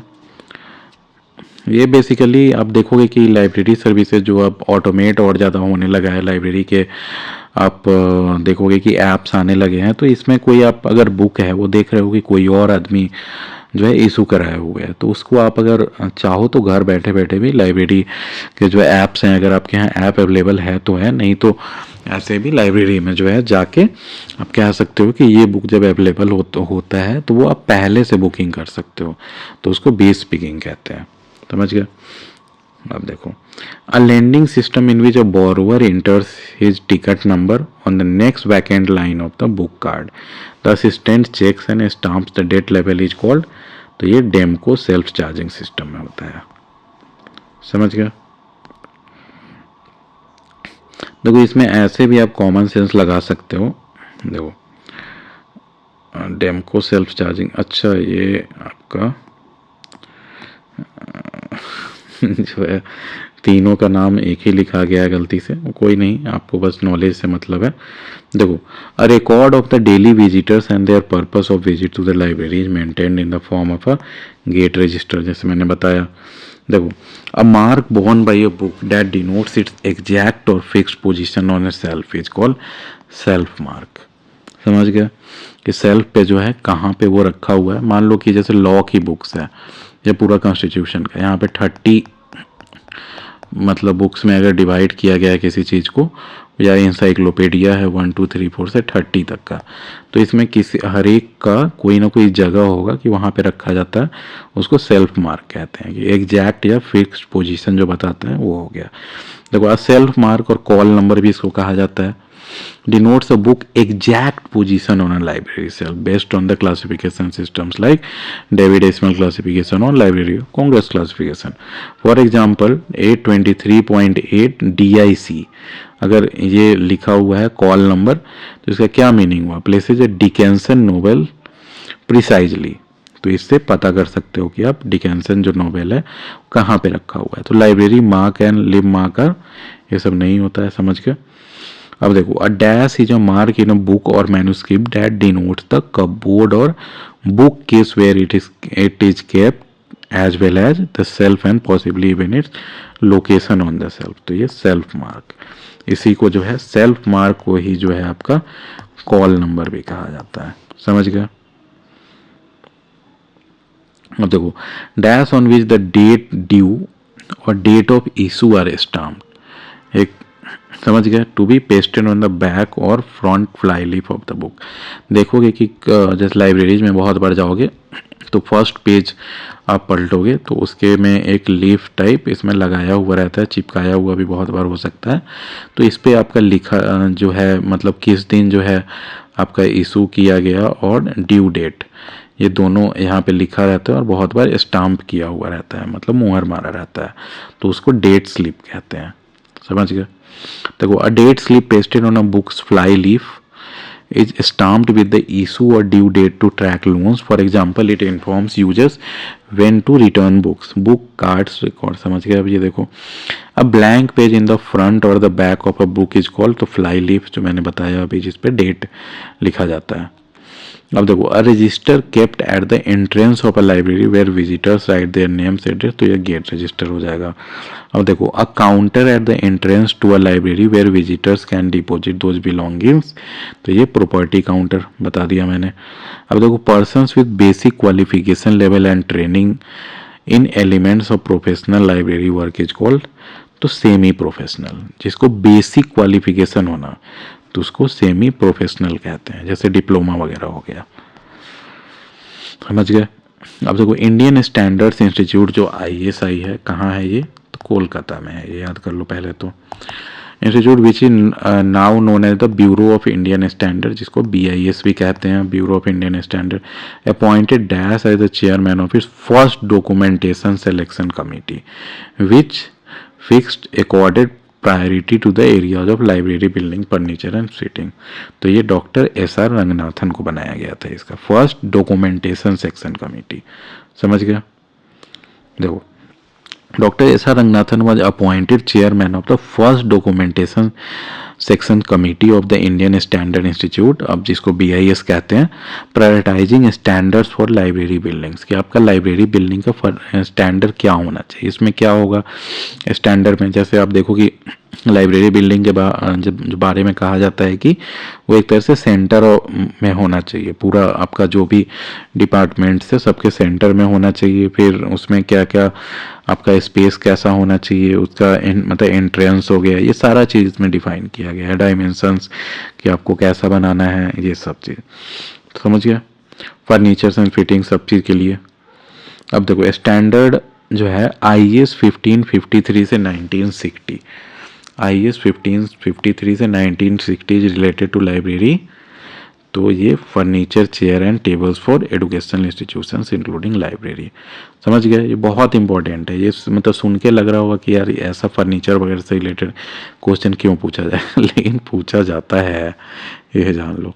IS 1553 से 1960 तक का, तो ये furniture, chairs and tables for educational institutions और लाइब्रेरी बिल्डिंग, और इसी के बारे में देखो है, यही है स्टैंडर्ड ना जो आपका डॉक्यूमेंटेशन सेक्शन का SR रंगनाथन द्वारा दिया गया था। देखो तो इसलिए भी ये इंपॉर्टेंट हो जाता है 1553 से 1960। आप देखो IS या IS का क्या होता है, इंडियन स्टैंडर्ड्स। 1553 से 1960 specifies requirements for furniture such as chairs, tables for educational institution including libraries ensuring ergonomic and durable design. For example it standardises reading room furniture for user comfort. समझ गए। अब देखो standard जो है ISO 5970 से 1979, ये किस चीज़ से रिलेटेड है, तो ये आपका जो है बिल्डिंग, फर्नीचर और फिटिंग से रिलेटेड है। देखो ISO 5970 से 1979 ये इंटरनेशनल स्टैंडर्ड है, वो था आपका इंडियन स्टैंडर्ड। तो ये दोनों आप याद कर लेना। जैसे इंडियन स्टैंडर्ड क्या था 1553 से 1960 और ISO 5970 से 1979 है, ये आपका ब्रॉडर लाइब्रेरी इंफ्रास्ट्रक्चर का इंटरनेशनल स्टैंडर्ड है। समझ गया। अब देखो what is the principle of book selection as propounded by Drury. Principle of book selection जो है इसका जो है आपका right book, right reader at the right time, ये बहुत इम्पॉर्टेंट है। ड्रूडी, तो ड्रूडी का पूरा नाम था FJ ड्रूडी, याद कर लेना। देखो FJ Drury's book selection principle outline in कब, तो 1930 में, is to provide the right book to the right reader at the right time. This user centric approach ensures libraries acquire materials matching user needs and interest. For example selection current text book for students reflect this demand. समझ गया। अब देखो what is the standard size of accession register, तो standard size accession register का 16 inch into 13 inch होता है। समझ गया। The standard size of an accession register as per library standards is 16 inch into 13 inch, providing sufficient space to record detail entries like accession number, title, author and cost. समझ गया। तो ये basically ये याद कर लो, ये बहुत इंपॉर्टेंट है। एक और आएगा आपको कैटलॉग कार्ड का 5 इंच इंटू 3 इंच वाला क्वेश्चन, हो सके तो आगे देख लेना। तो ये है आपका 16 इंच इंटू 13 इंच, ये आपका एसेशन रजिस्टर का स्टैंडर्ड साइज है। अब देखो the major financial source for public library क्या होता है, तो आपको ग्रांट और सेसी होता है। लाइब्रेरी सोर्स हो गया, गवर्नमेंट ग्रांट हो गया, और RRLF ग्रांट। RRLF क्या है, राजा राम मोहन राय लाइब्रेरी फाउंडेशन। अब देखो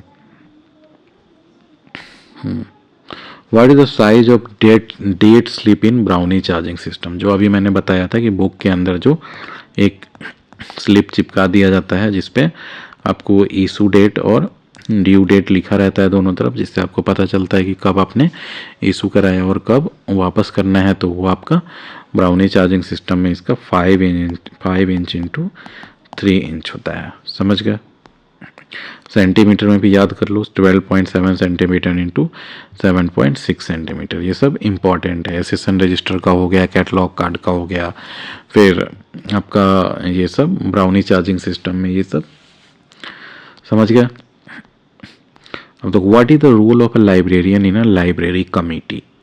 तो लाइब्रेरी कमेटी है, उसमें लाइब्रेरियन का क्या रोल होगा, तो कन्वेनर का रोल होता है। डायरेक्टर नहीं होगा, प्रेसिडेंट नहीं होगा, कन्वेनर।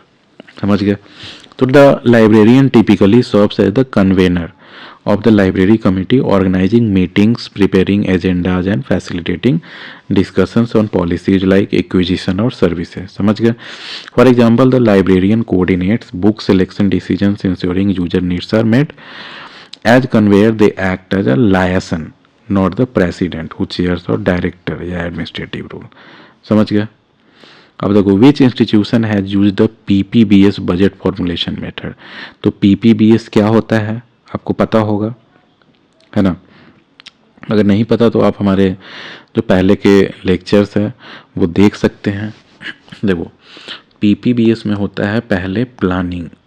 पहले आप प्लानिंग करोगे किसी चीज़ का, समझ गया? प्लानिंग, प्रोग्राम, फिर बजट सिस्टम। तो ये PPBS जो है आपका, ये भी जो है आपका US डिपार्टमेंट ऑफ डिफेंस से रिलेटेड है। समझ गए? तो विच institution has used the PPBS budget formulation method. तो ये आपका US डिपार्टमेंट ऑफ डिफेंस और रॉबर्ट मैकनमारा द्वारा यूज किया गया था। और ये कब? तो 1960 में PPBS याद कर लोगे। देखो, the US department of defence US DOD under Robert McNamara in the 1960s adopted the planning program budget system PPBS to align budgets with strategic objectives. समझ गए? अब देखो, a record which shows the position of books kept on the library shelf. मैंने बताया है पहले भी, self list, इसी को जो है आपका कॉल नंबर भी कहा जाता है। In which year PERT management technique was developed. तो पॉट मैंने पहले भी बताया है, program evaluation and review technique, और इसी से रिलेटेड है एक और कौन, तो जो है एक तरह से CPM। देखो, P हो गया program evaluation and review technique, है ना? रिव्यू टेक्निक ये मैंने बताया था आपको किसके द्वारा डेवलप किया गया था, तो US नेवी द्वारा। और इसी से रिलेटेड है आपका CPM, ये है आपका क्रिटिकल पाथ मेथड, है ना? क्रिटिकल पाथ मेथड ये भी आपका US नेवी द्वारा ही डेवलप किया गया था। और PERT जो है आपका, जो पोलैरिस जो प्रोजेक्ट है उससे रिलेटेड था 1958 में। समझ गए? तो the program evaluation and review technique PERT was developed in 1958 by the US Navy for the Polaris mission project. समझ गए? PERT use network analysis to plan and manage complex project by identifying critical task. समझ गए कि कौन कौन सा task critical है, उसको आइडेंटिफाई किया जाएगा। For example, library use PERT to manage digitization projects ensuring timely completion. समझ गए? अब देखो, the library collection is recorded in the accession register in the same order. तो किस ऑर्डर में ये एसेशन रजिस्टर में लिखा जाता है? जिस ऑर्डर में वो बुक लाइब्रेरी को रिसीव हुआ है, the order in which it is received in the library. समझ गया? अब देखो, what is the size of the book pocket and brown charge system. तो ये 5 इंच इंटू 3 इंच होता है बुक पॉकेट, और ये 12.7 सेंटीमीटर इंटू 7.6 सेंटीमीटर होता है। समझ गया? अब देखो, who propounded hierarchy of needs theory. तो A मैस्लो मैंने बताया है। Who propounded self determination theory. तो Edward Deci and Richard Ryan, पहले भी मैंने बताया है। मैच द फॉलोइंग, तो ये भी क्वेश्चन मैंने करा चुका हूँ। अब देखो, द मेजर फाइनेंशियल सोर्सेस, जो एक तो पब्लिक लाइब्रेरी का ये मैंने पूरा बता दिया, लाइब्रेरी से गवर्नमेंट ग्रांट, RRLF, ये सब तो रिवाइज कर लो। The role of a librarian in library committee, तो कन्वेनर का रोल होता है, ये भी मैंने बता दिया। तो आप देख रहे होगे कि अब आप अच्छे से पढ़े होगे, तो आप क्वेश्चंस रिपीट होने पे, मैंने बहुत सारे क्वेश्चन जानबूझ के भी जो बहुत ज़्यादा इंपॉर्टेंट लग रहे थे उसको मैंने रिपीट पे डाल दिया है कि आप दोबारा देखो तो आपको तुरंत स्ट्राइक करना चाहिए कि अरे हाँ, ये तो मैंने अभी देखा था। Who propounded hierarchy of needs theory. Hierarchy of needs मैंने क्या बताया था, तो A मैस्लो का क्या फुल मतलब, तो अब्राहम मैस्लो 1943 में इन्होंने थ्योरी दिया था। ह्यूमन नीड्स से रिलेटेड। अब देखो मॉडर्न मैनेजमेंट जो है वो कौन से अप्रोच से आता है, तो scientific approach. Who propounded hierarchy of needs, A Maslow. Entire process of taking out and returning of book is called circulation कहते हैं, जो पूरा ऐसा बुक का इधर से उधर जाना। Who is the proponent of total quality management, तो है आपका यूएस नेवी द्वारा डब्ल्यू एडवर्ड डेमिंग के द्वारा दिया गया था। Who propounded self determination theory, तो एडवर्ड डेसी, रिचर्ड रैन, ये सब बहुत इंपॉर्टेंट है। Who first formulated elements of management, तो हेनरी फेयल, इनका क्या था 14 प्रिंसिपल्स था, है ना, आपको याद होगा। तो ये 1916 का जो बुक था जनरल एंड इंडस्ट्रियल मैनेजमेंट, उसमें फर्स्ट टाइम इन्होंने बात की थी। Who is the father of classical management, तो हेनरी फेयल। अब देखो theory X and Y, D McGregor. 3 card system किसमें, the 3 card system for periodical management, तो ये आपका फर्स्ट सेकेंड और थर्ड, देखो क्या क्या है, देखो डायरेक्ट इसमें देख लो। द 3 कार्ड सिस्टम जो है पेरियोडिकल मैनेजमेंट, उसमें क्या क्या होता है, तो रजिस्टर कार्ड होता है जिसमें आपका डिटेल्स दिया हुआ रहता है कि मतलब जो भी स्टूडेंट है या जो एक तो पैटर्न कह सकते हो उसका डिटेल्स रहता है। फिर चेक कार्ड जो हो गया आपका, रिसिप्ट ट्रैकिंग किया जाता है उसमें, और क्लासिफायर इंडेक्स कार्ड, तो ये तीनों होता है, समझ गए। रजिस्टर कार्ड, चेक कार्ड और क्लासिफायर इंडेक्स कार्ड, समझ गया। अब देखो the standard size of accession register 16 inch to 13 inch हो गया। Which leather is use in Morocco binding, हाँ ये बहुत इंपॉर्टेंट है, ये गोट लेदर यूज होता है, ये बहुत बार क्वेश्चन पूछा गया है। Which leather is use in Morocco binding, तो गोट लेदर यूज होता है। Morocco binding uses goat leather known for it durability and flexibility, providing high quality finish of our books. It is ideal for special मतलब special collection, for example it protect rare volumes from wear, समझ गया। अब देखो the main aim of circulation, circulation का क्या होता है, तो maximise availability of library document to readers. अब देखो who develop the zero based budgeting, मैंने बताया है, ये अगर नहीं बताया है तो देखो इसको पीटर फेयर, पीटर, इसको PYHRR, जो भी पढ़ना है पढ़ लो, पीटर फेयर कहते हैं। तो ये जीरो बेस्ड बजटिंग में होता है कि आपको हिस्टोरिकल जो भी बजट रहा हो उससे आपको कोई मतलब नहीं है, आपको फिर से एक फ्रेश आप बजट बनाते हो, है ना, फ्रेश बजट अभी के नीड्स के अनुसार, तो ये जीरो बेस्ड बजटिंग होता है। देखो इसमें भी पढ़ लो, Peter Pyhrr developed the zero based budgeting method in the early 1970 while at Texas Instrument में जब ये काम करते थे, later popularized by President Jimmy Carter.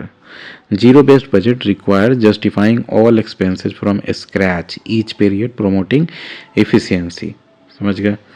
अब who was the proponent of the post cop theory, POSDCORB theory, Luther Gulick and, L Urwick, पता होगा 1937 में आया था ये। अब देखो when did electrically operated book charging system introduce first, तो ये 1930 में इंट्रोड्यूस किया गया था। अब देखो what is the size of date slip in the Newark charging system, तो 5 इंच इंटू 3 इंच। अब देखो which section is called the heart of the library, heart of the library जो है आपका बहुत बार क्वेश्चन पूछा गया है, ये सर्कुलेशन सिस्टम में होता है। सर्कुलेशन सिस्टम में क्या होता है, तो बुक इशू किया जाता है, रिटर्न लिया जाता है, और मतलब मान लो कि प्री बुकिंग कर रहे हो आपकी, रिटर्न हो गया, तो ये सारा जो है आपका सर्कुलेशन के अंदर आता है। अब देखो other names for historical budget मैंने बताया है, item budget, linear budget, increase budget, सारा होता है। In which year PPBS budgeting, तो PPBS क्या मैंने बताया था, प्लानिंग प्रोग्राम बजट सिस्टम, तो ये आपका 1961 में जो है इंट्रोड्यूस किया गया था US डिपार्टमेंट ऑफ डिफेंस द्वारा। कौन थे, तो इनके प्रोपोनेंट रॉबर्ट मैकनमारा, समझ गए PPBS। अब देखो simplified system of Detroit self charging system क्या है, तो नेवाक चार्जिंग सिस्टम भी, ब्राउनी चार्जिंग सिस्टम भी, डमी सिस्टम भी, तो ये सारा सिंप्लीफाइड ही कह सकते हो इसका। हुई तो called the father of classical management, classical Henri Fayol हो गया। Self determination theory Edward Deci, Richard Ryan. फिर motivation, hygiene and develop 2 factor theory, ये बहुत इंपॉर्टेंट है, तो ये फ्रेडरिक हर्जबर्ग जो थे उनके द्वारा डेवलप किया गया था 1959 में, समझ गए। Who propounded the self determination theory Edward Deci Richard Ryan. देखो the entire process of returning book from a library और टेकिंग आउट किसके क्या कहते हैं, सर्कुलेशन हो जाता है। Who is called the father of management theory, तो पीटर एफ ड्रकर को कहते हैं। गलती से हेनरी फेयोल जैसे मत लगाते ना इसमें, Peter F Drucker. Who is called the father of scientific management, तो ये एफ डब्ल्यू टेलर। यहाँ होगा 1911 में इनकी बुक आई थी प्रिंसिपल्स ऑफ साइंटिफिक मैनेजमेंट से related. Father of scientific management F W Taylor, समझ गए। Size of date slip 5 inch to 3 inch. फिर तो following is not included in the elements of Browne charging system, तो ये Cordtex जो है आपका सो पेरियोडिकल्स के लिए यूज होता है। अब देखो types of library, book binding मैंने बता दिया, leather binding, textile book binding, hard cover, सब हो जाता है इसमें। The word CO in POSDCORB is an abbreviation of coordinating. Who propounded the social relation of management, Elton Mayo, ये भी बहुत इंपॉर्टेंट है, एल्टन मायो द्वारा दिया गया था ये।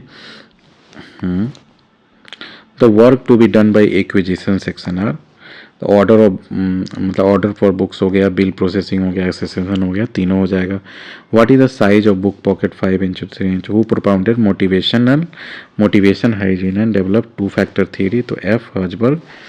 विच of the following considered the most accurate and real method for stock verification, तो सेल्फ लिस्ट से किया जाता है। हाँ ये हो गया आपका। A model for the implementation of total quality management in the system, तो सूजन एंड बर्नार्ड द्वारा दिया गया था। The element of management POSDCORB can be seen as planning, ये सब किसके द्वारा दिया गया था, लूथर गुलिक द्वारा, समझ गया। स्पिरिट डे कॉर्प्स का मैंने बता दिया।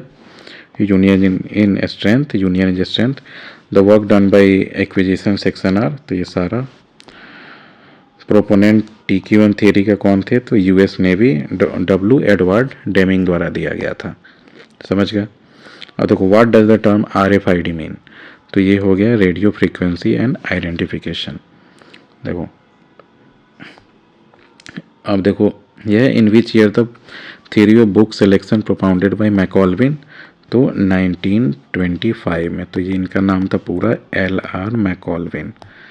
तो ये बुक सिलेक्शन थियरी जो है इन्होंने दिया था पहली बार। तो LR McColvin propounded his demand and supply theory of book selection in 1925, emphasising that library collection should reflect user demand to maximise utility, समझ गया। अब देखो द एलिमेंट्स ऑफ मैनेजमेंट, तो ये लूथर गुलिक के द्वारा पोस्ट कॉर्प थियरी दिया गया था।